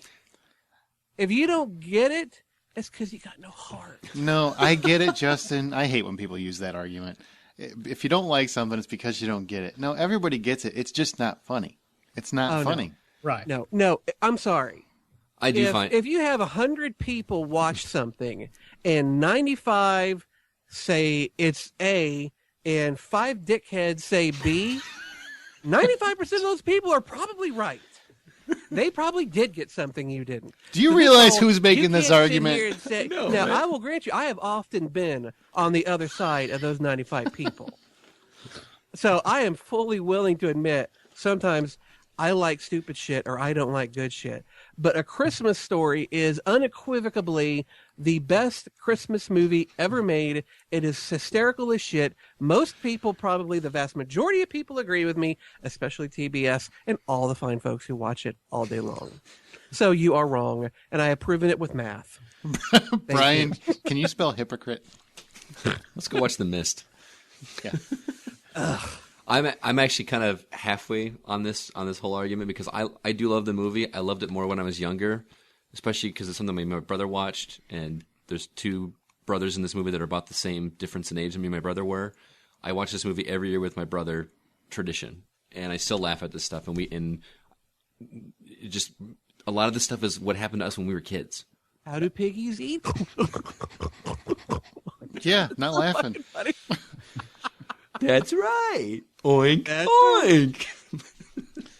Yeah. See, Brian and I are just sitting here going, Yeah, yeah, you guys I'm sound just- stupid. Crickets, man. That's all I'm hearing. A lot of the hate for this movie is because of it being drilled into the ground. The fact that TBS Scott, pays. No, it's since not. day I mean, one, I have not liked it. It has nothing to do with it. It didn't become a cult hit until years I later. can't tell you how many times I've watched it just because that's what you're supposed to do during the holidays. Yeah. And and again, like Aaron, I just don't. I've tried. I said, okay, all right, I'm giving this another shot, and it just doesn't do anything for me. Hey, you know what? There's just no cure for dumb. Or from the outside in topic this week, back in the 50s, women on screen were always in the kitchen, taking care of the kids, being ideal moms and button-up shirts, and never shared the bed with their husbands. Since the 60s, that stereotype has changed drastically. Women have, and I mean very, very slowly, evolved from there to today, where it is no longer uncommon for women to kick ass and take names. James Cameron introduced Ripley and Connor as ass-kicking chicks that didn't need a damn man. Whedon and Abrams showed that a woman could lead an action series without constantly needing the help of a man. But still, women are constantly objectified in rated R comedies. They're still the ones screaming in horror films. They're still the ones that Scotty refers to as cute when he's talking about their acting abilities. And they're also the ones that men are often showing how manly they are by protecting. For every step forward, there's a frickin' Kardashian type who gets national acclaim just for having a sweet ass and a sex tape, but zero disconcertable talent. So we thought, what the hell? Let's talk about this. Let's actually have a serious topic for once. Are women finally equals on the big screen and small screen? Most importantly, are they simply represented fairly? This is a topic that I brought up on my podcast, more in the mode of storytelling, but it's a topic that's come up for me quite a bit. And recently there was a woman who named Anita Sarkeesian who wanted to put together a documentary about video game tropes and how they relate to women. And she did a Kickstarter because she felt like women were really treated unfairly within the video game media, and she was asking for $6,000 to make this documentary. And by the time it was finished, she made over $158,000 because that's how much people wanted to give her because they believed in what she was trying to do, which is to show that all of these games that are filled with these female characters that are either busty or, just shown in these highly sexualized situations, they're all programmed by men, designed by men, mostly written by men. And is it fair that the view of the women are portrayed by men in this media? And so I don't know what she's going to be doing with this yet, but she definitely has the money to make it. But it was a starting point. And then during the recent Olympics, there was a little bit of news made by NBC because one of their marketing departments made a commercial about the women athletes of the Olympics, but the commercial almost had this porn music to it, and every female athlete was either shown leaping or jumping, their bosoms heaving, their butts flexing. Every athlete was shown in a highly sexualized fashion, and a lot of people took umbrage with the fact that these female athletes who are capable of incredible feats and who were really responsible for the lion's share of the medals America was awarded are yet shown as objects, not as athletes. And so this came up to me a lot, and I hear from a lot of people about how women are viewed and how they're shown. And so on my show, I want to talk about how writing female characters Should they always be the damsel in distress? But conversely, should they always be that vampire-loving, demon-ass-kicking character? Are there not different modes of looking at it? And I thought it'd be interesting if we talked about it, especially because recently we had someone who commented on our our Dark Knight Rises review, and he referenced the fact that we mentioned quite lasciviously how beautiful Anne Hathaway was, especially all stretched out on that bat pod. It just, she has an amazing figure. And of course he had to throw in that was actually her stunt double who looked that good. Yeah, dude, I'm sorry. I saw the movie twice. She looked good, and it was her on the bike when that camera would show her. But be that as it may, this is a Sausage Fest podcast. We do not normally have women on. It's not because we want to exclude them. It's just we're the three guys who put it together and are doing it. Four guys. But you have a hard time with that fourth digit. Four, yes, four. Shit, I always I'm keep right here, man. I keep hoping he'll drop out. No, one day we're working on it, but they're four guys, and because we are bros, quite often when we talk about women, we do talk about them not just as on a talent level, but on an attractiveness level, and that always seems to come up with a guy, unless it's Bradley Cooper, who we would all, I think, bang out in a heartbeat. We don't talk about men's physicality, their sexuality, and their attractiveness. People would say that's for good reason. You're all straight guys. That wouldn't come up. Is it unfair, though, that we talk about women in that fashion? And do we reduce women to objects? Do we over-sexualize them or objectify them at the expense of men or at the expense of their talents? And I don't know, but are women's roles equal to male roles in today's Hollywood? I think maybe not quite, but they're definitely getting much closer than they ever have been. I think that there are a lot of women out there that earn a damn good salary, whether it's Angelina Jolie or Jennifer Lawrence renegotiating her contract with the Hunger Games. They're making some pretty big money, and they're getting some pretty juicy roles. So I don't think they're equal yet, but it's getting there, and it's closer, and I've talked way too much, and I'm going to be quiet now. I agree. I think it's starting to get a lot closer. It's definitely not there yet, though. I mean, you still go see a horror movie. There's women screaming and squealing, running around doing the stupidest things possible. And yes, there are people that in real life that would do that. I know some of these women that would do that, and I don't think it's wrong to present them that way, but I do think it's wrong to constantly present them that way. Like they're all nitwits running around, running outside when they should be staying in the house, that sort of thing. But it has come a long way. I mean, now you do see women that are a lot more, a lot stronger, a lot tougher. They put up with a lot more, real women, not 50s women. You don't really see many women that are just stuck in the kitchen anymore. Right. What about, do you think filmmakers still rely a little too much on the sex appeal of actresses to fulfill their roles? Yeah. But that's called marketing. It's not just women, it's men too. Nobody wants to sit there for 2 hours looking at ugly people. That's a good point, Scott. I mean, I don't want to see Kathy Bates with a grenade launcher, but I do want to see Gina Carano with a grenade launcher. We want to see pretty people, but that goes both ways. It goes for men and women. It's not, the sex appeal is sex appeal for both sides of the, of the fence there. It's for men and women, and it's pretty people on the screen. People respond to them a lot more than they do, let's just say, more average-looking people. But to Aaron's point, I think men are more visually stimulated than women. Would you agree? Yeah, I mean, it's scientific fact. Men are more visually oriented than women are. But Magic Mike is pretty clear evidence that you put a bunch of hot men on the screen and women are going to flock to it. It's true. But I think the question, this question, what it really speaks to is, are we as a society, are we more okay with lesser attractive men being a star in a movie, whereas a lesser attractive woman might not be? I mean, say like a Patton Oswalt. Okay, he could star in a film, but in the movie he did with Charlize Theron, they didn't get a woman who, Patton, I love your comedy, but you're not a stunning looking fella. Would they have gotten a woman of his equal attractiveness to play opposite. No, they got Charlize Theron, and in Bridesmaids, none of the women in there are, I guess, what you would consider the classic Hollywood stunners. I think that they're all pretty fairly average. Yeah, fairly, but it's just Melissa attractive. McCarthy is really the star of that movie, at least in my book. She's the star quality in that movie.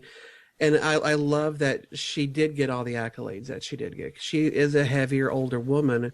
It's nice to see her recognized for her talents and people just not immediately dismissing her because she's not Angelina Jolie. But maybe in comedy, it's easier to get away with that sort of a look than it would be in any other type of movie. Yeah. I mean, and being a fat guy, pretty fucking funny. Actresses have long complained about the quality of good female parts. Do you guys think that has changed? I mean, are the parts better? I think they are. I think there's a lot of strong lead female roles out there.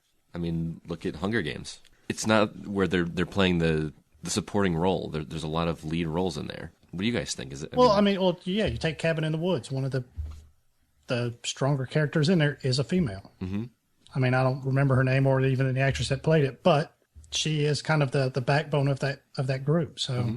I think it's, I think it is. I think it's still evolving. I think it's still growing, and I think there's still definitely room to go. But I think we are on the right path. Well, and I think that there are a lot of roles that women would not have been given years ago or decades ago that they do get now. We talked about Source Code a little while ago, and Vera Farmiga being this military officer. I think there were a lot of roles like military, police, those sorts of things that would never have been given to a woman, but now they are because women are a part of those organizations in much larger numbers than they ever were before. And so a lot of things that would have just been traditionally male are now not traditionally male. They're gender neutral. You could hire anyone to play those and people wouldn't look, askance at it. So there are definitely some openings. And I do love that there are more action movies starring or co-starring women than, what was it? Columbiana? Yeah. Columbiana, Haywire, Hunger Games. These movies are proving women can kick some ass and they can do it convincingly.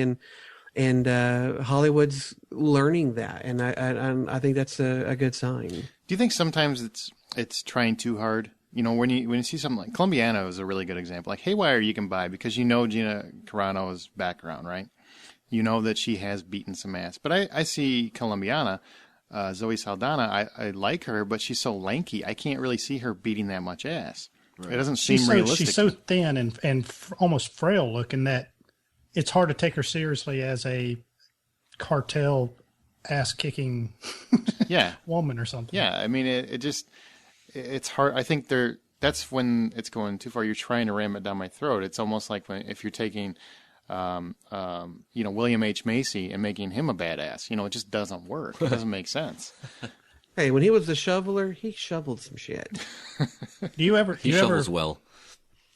Do you ever feel like sometimes that you're watching a movie and I don't really have specifics in this, but to where maybe a woman is put in a group just to have a woman in there, just to maybe appease some people that might get upset about it. For like you'll have, let's say you have a hardcore special ops group and you've got 5 guys that are, 6'3", built like brick shit houses, and then you got a 5'4" woman sitting there with who looks like she can barely even, her clothes even barely fit her because she's just so kind of small and she's carrying a big gun. And do you think maybe when they do stuff like that, do you think that's more patronization, or do you think that's maybe more of a step in the way that we should be, where women should be given equally opportunity? Well, I think a lot of times it's done for demographic sake. I do think there's a lot of Hollywood that still would rather have all males kicking the ass and a woman just standing there, looking pretty, than they would have them being the center of a major motion picture. And I think what Brian's saying is,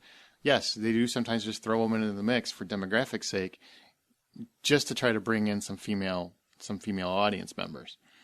I don't think it's quite to the point where we're going to have a huge barrage of big budget female led action picks, but I think we're getting a little closer. I mean, Hunger Games showed if you find the right actress for the right part and you cast them as a woman as opposed to trying to make them a man, which I think that's the mistake a lot of these action pictures do, is they cast it and they're trying to have a Bruce Willis, type figure where it's a woman and she's beating ass crazy.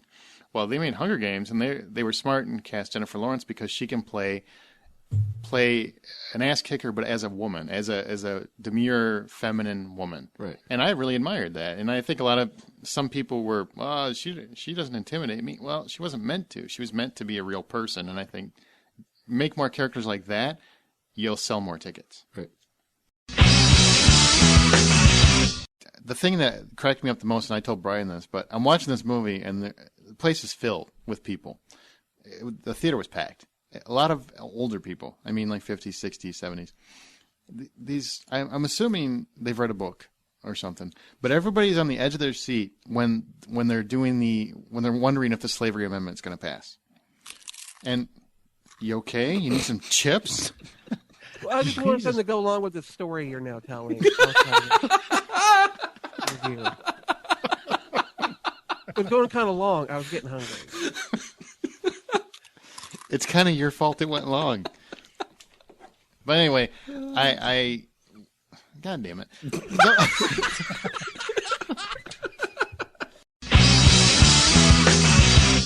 This week, here's what we're going to talk about. We've all watched those movies where you're getting into them, you're enjoying it, and then some stupid-ass plot twist happens, and you're just sitting there going, what?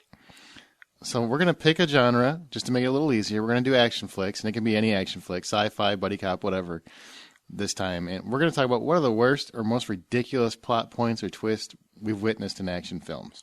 And then if the other hoes can figure out what the hell the filmmakers were trying to do, we'll explain it. Otherwise, we'll just keep bitching about it. Justin, you can start.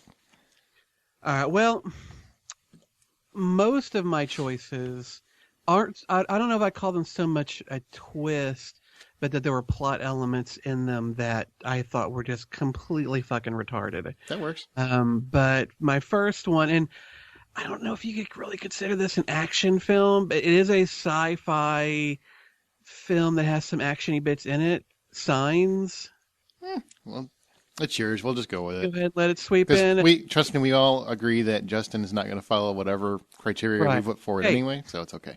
I am a rebel who plays by his own rules. I am that renegade cop.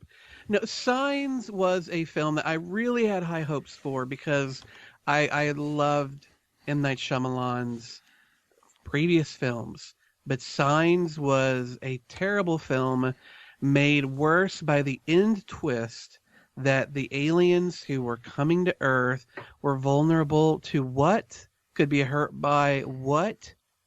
Fucking water.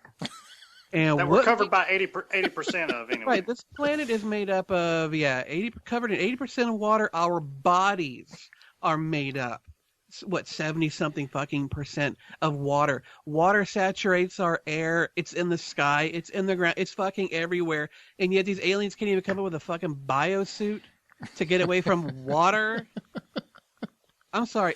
I'm sure Shyamalan had some kind of deeper meaning to that I needed to sift through the different layers of the subtext and the text beneath that. It was stupid.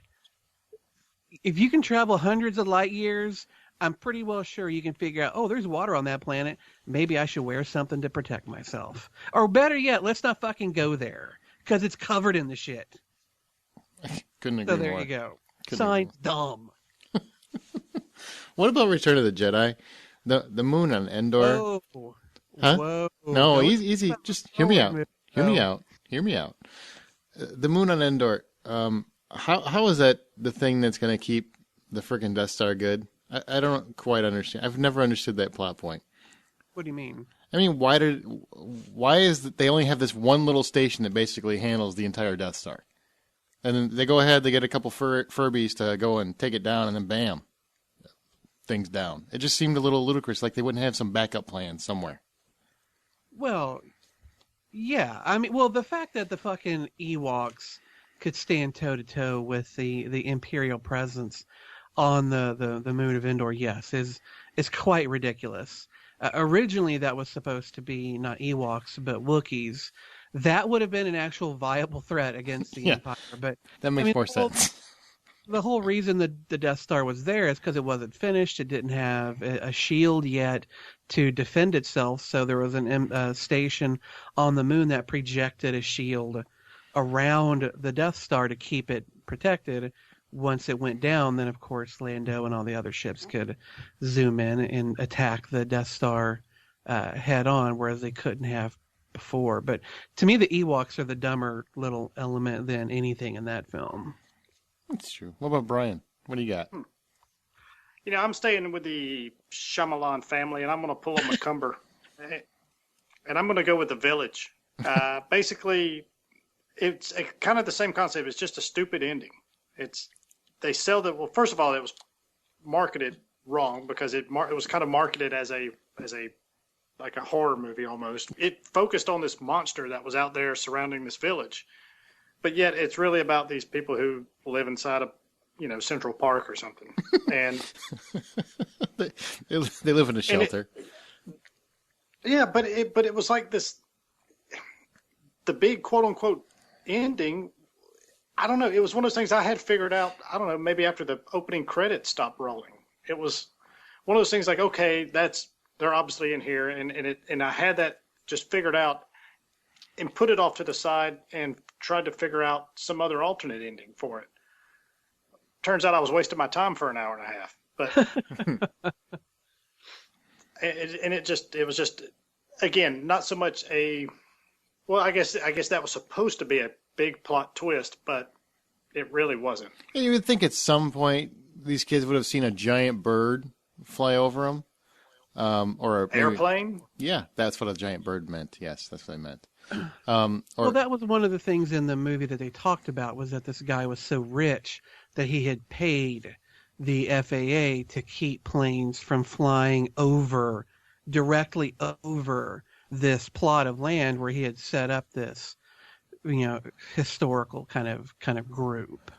It's just stupid. It was stupid and ridiculous. But I actually have quite a lengthy list of dumb moments. You want me to hit two of them? Hey, go ahead, because I have a small list. So go ahead. I'll give you a twofer, and both of them have the same fucking stupidity, but on either ends of the temperature spectrum. The Day After Tomorrow and Independence Day, in one of them, Vivica Fox can outrun fucking fire, and in the other, Jake Gyllenhaal can outrun frost. I mean, I know we all know the fucking scenes I'm talking about. Vivica Fox sees a fire coming, so she's able to outrun it, dive into an area within this tunnel through a doorway, shut the door. All of a sudden, the heat's not doing anything. That she was able. What the fuck? And then you got Jake Gyllenhaal, who sees the world freezing behind him. How does he save himself? He dives into a room and shuts the door. Oh, Frost can't open the door. Oh, hey, speaking of that same movie, but earlier when who was it? Was it Dennis Quaid in that one? And yes, he's going after his son. He's going after Jake Gyllenhaal, and he's got his buddy. They fall through the shopping mall glass roof. Right. You know the scene I'm talking about? Mm-hmm. Yeah. So, all right, how does Dennis Quaid stop himself from falling whenever his buddy falls and they're attached by the same rope? He slams the pig into the roof, which is made of glass. Well, he's Dennis Quaid, bro. Granted, it's got a layer of ice on it. I'll concede that. But obviously it's not very thick if the guy just fell through some glass. So I'm thinking slamming it down with full force equals to or greater than guy walking on it. That's very true. Good call. What about you, Aaron? I will tell you, Lethal Weapon 2 is probably one of my favorite action movies of all time. All time. And I think most people would agree that it's probably the best Lethal Weapon, I think. The ending, everybody is aware, spoiler alert, that Riggs gets shot the fuck up, right? How the hell does he survive that? He gets shot like 47 times or something and gets hit in every major artery and somehow manages to survive. Made no fucking sense. Granted, I want Riggs to live because I want to see Joe Pesci return. But even though I love that movie, every time I get to that part, I'm like, there's no way. He can't fucking survive that. It's just impossible. It just grazed him. It just grazed him like 8 times. Like, Was this the one with diplomatic immunity? Yes. but just been Okay. revoked. Yeah. And they fuck you at the drive-through. Oh god, they fuck get the drive-through. But I love They that would movie. also But say every that. time I get to that part, it's one of those things where I just have to roll my eyes every time I see it because it just strikes me as, what the fuck were you thinking? Don't shoot your main characters that many times then, because it's stupid, absolutely stupid. That and the fact, in the same movie, basically what happens is they chain him and throw him underwater in a straitjacket, right? Which of course they set up really cleverly earlier when he has to escape the exact same straitjacket. But whatever. So he's underwater. He's under there for, I think, about 47 minutes. And apparently, Yeah, you can actually see the day get brighter from sunlight and then go back to nighttime. yeah, he's down there a long fucking time, like Navy SEAL time. Like Navy SEALs are like, man, I need a scuba tank. I don't know how Riggs did it. Even the guy from Dolphins have Waterworld come was up like, for air damn. quicker. And then the best part about that whole scene is he somehow, and if you've ever been underwater, you understand what I'm saying. He somehow has the brute force underwater to hit a pole and dislocate his shoulder like that. Fucking impossible. It's just impossible. I love that movie, but it's so ridiculous. And the fact that a pickup truck can pull down a house on stilts, that was a little far-fetched, but it's still one of my favorite action movies. But there's so many ridiculous things in that Hey, I thing. think he had a Dodge. Dodge And can it was do that. and it was a pretty big truck. It's a big dually. What about you, Brian? Anything else? Yeah, Mission to Mars, kind of staying with the sci-fi stuff here. Martians basically use seeds to quote unquote build Earth. It was basically a pretty good movie. It wasn't great, but it was pretty good up until the ending. And then the ending was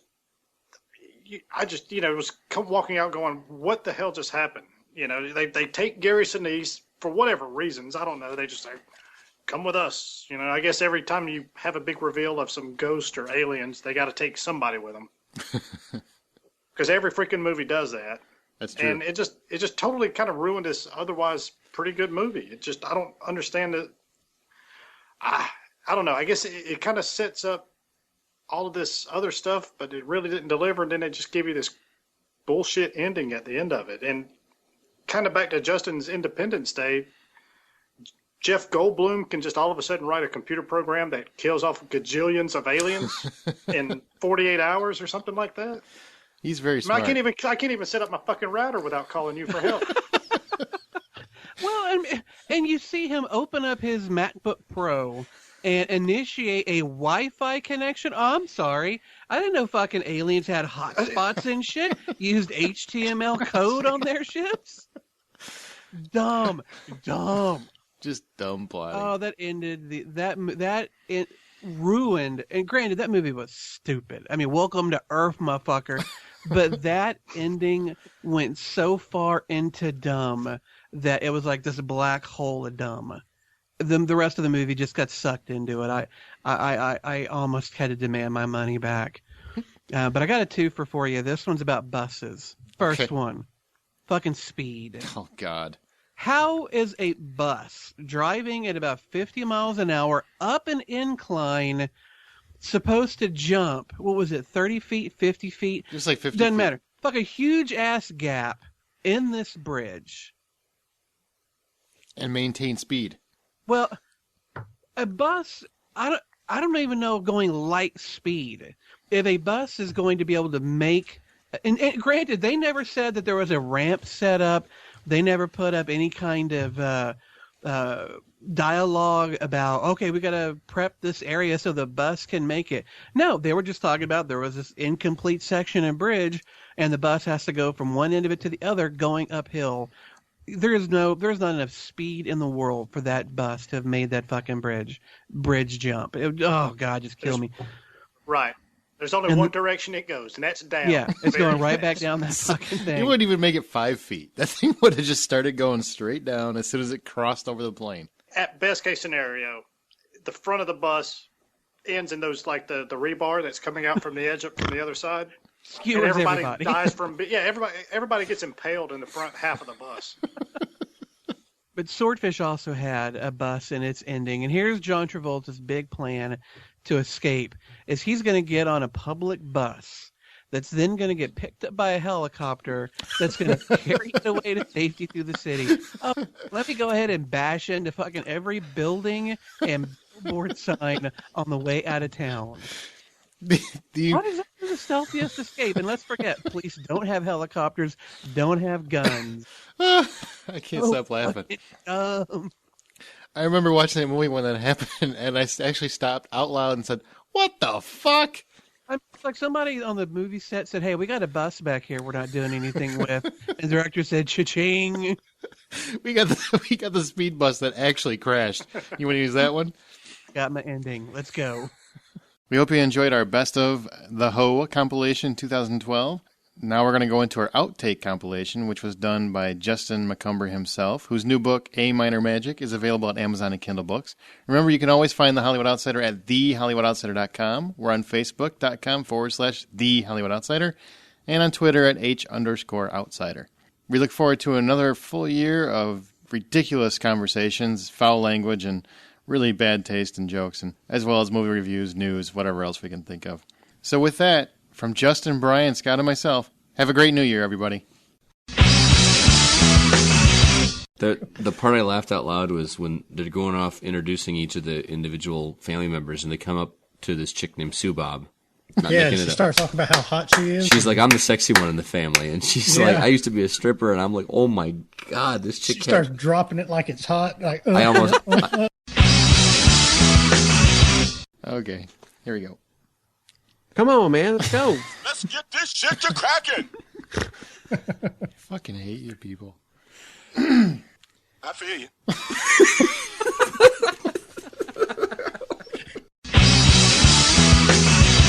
I could see him when he was younger going on dates. What is that? Is that a love handle? Yeah, get out. Before they get in the car, he breaks out that little pincher thing. They put up on your side and Measure your body arms.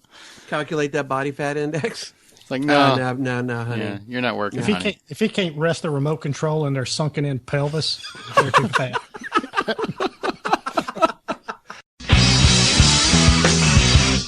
He'll drop a candy bar. If they bend over and pick it up, he kicks them off to the curb. Fail. And right now, I think he's typing a memoir. Why I hate Aaron Peterson. We ain't got that kind of time, dude. Volume 1. His face. It's fucking ugly. I want to punch him in his fucking nose. Volume 2. He's not nearly as funny as he thinks he is. And he does very He's going to be impersonating Sylvester Stallone. he does very bad impressions. Ugh, the worst. Let's go. Hop in. Who's fucking this dog? What? We all edge away from Brian. Back away. Back away. Yeah, I ain't scared. Yeah, see? I ain't scared of taking it or giving it. That doesn't. whoa. Yeah, cut that out. Whoa. They just now got them danfangled books. What is this interwebs? What is this internet? What I is put in it? copper piping because I heard it was a series of tubes. Justin likes it when other people sound quieter than him. That's right. Makes the show go better. Aaron, really, what the show needs is more me and less everybody else. I found something to play with. What's that? My cock. Tee it up.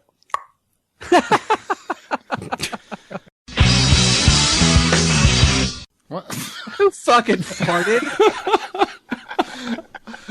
He's laughing at himself. Justin gets excited when he hears his own name. That's what I mean. It's like talking about himself in the third person. I bet you when he's in the bedroom he does that. You like what Justin does? You like it?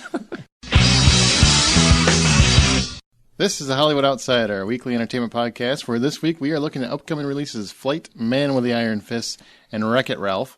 We're going to have a spoiler-free review of Paranormal Activity 2. Our From the Outside In topic this week is a few listener Halloween suggestions.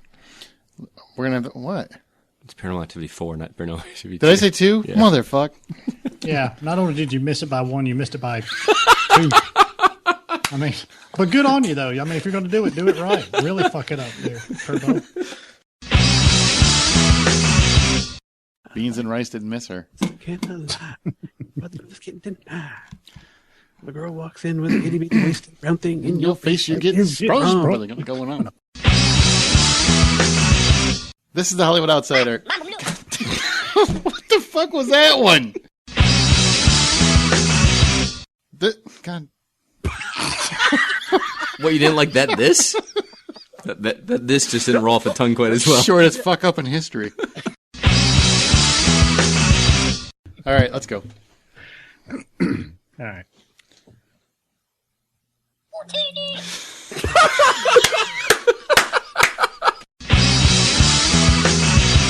Now do Dracula. Yeah, do Dracula. Come on, do it. Okay, so like when you come to... Wait, no. That's like Jewish guy, I'm sorry.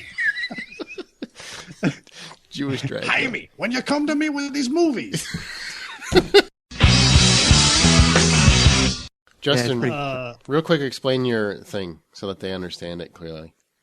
Well, it's about 8 inches long. It's got a girth of that size of a Coke can. And, All right.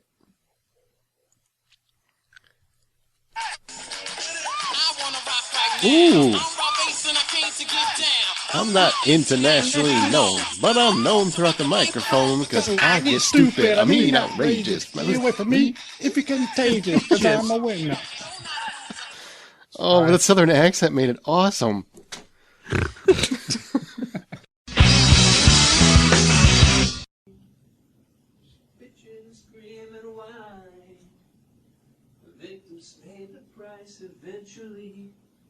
Stop laughing. I didn't know the mics were on.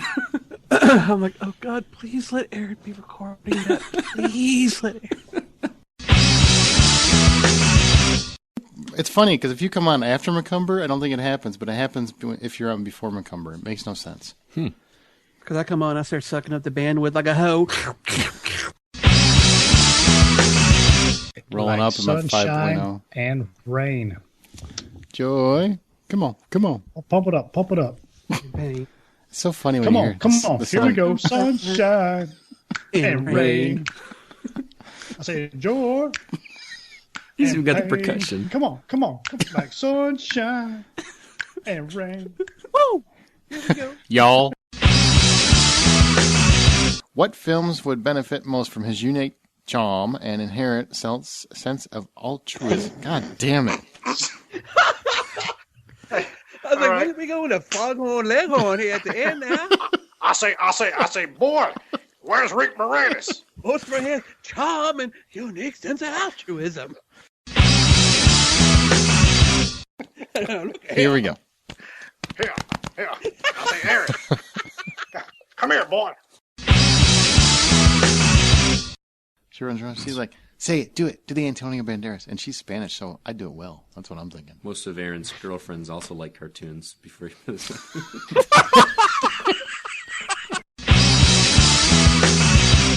But my point is I can do it to anybody else, no problem. For whatever reason. We're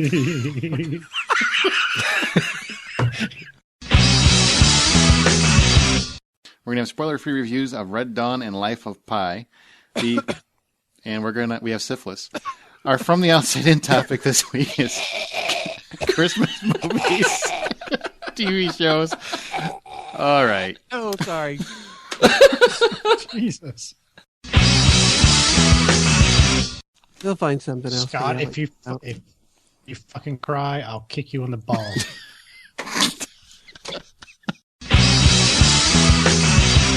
Yeah, you heard him do the and just hold it for a second. Like I know as soon as I inhale, somebody's going to speak up. That's kind of. So I'm going to hold it for another second or two just to see who jumps in there. But I waited you out, bitch. I waited you out. You're hiding in that barn, and I set that motherfucker on fire just to draw you out.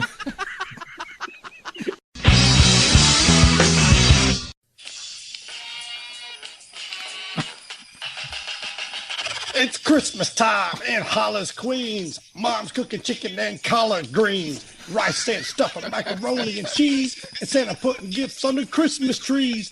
Decorate the house with lights at night. He's even Snow's on the ground, snow white so bright. In the fireplace is the Yule log. Beneath the mistletoe as we drink eggnog. The rhymes that you hear are rhymes of Daryl. But each and every year we bust Christmas carols. You okay, B? What just happened?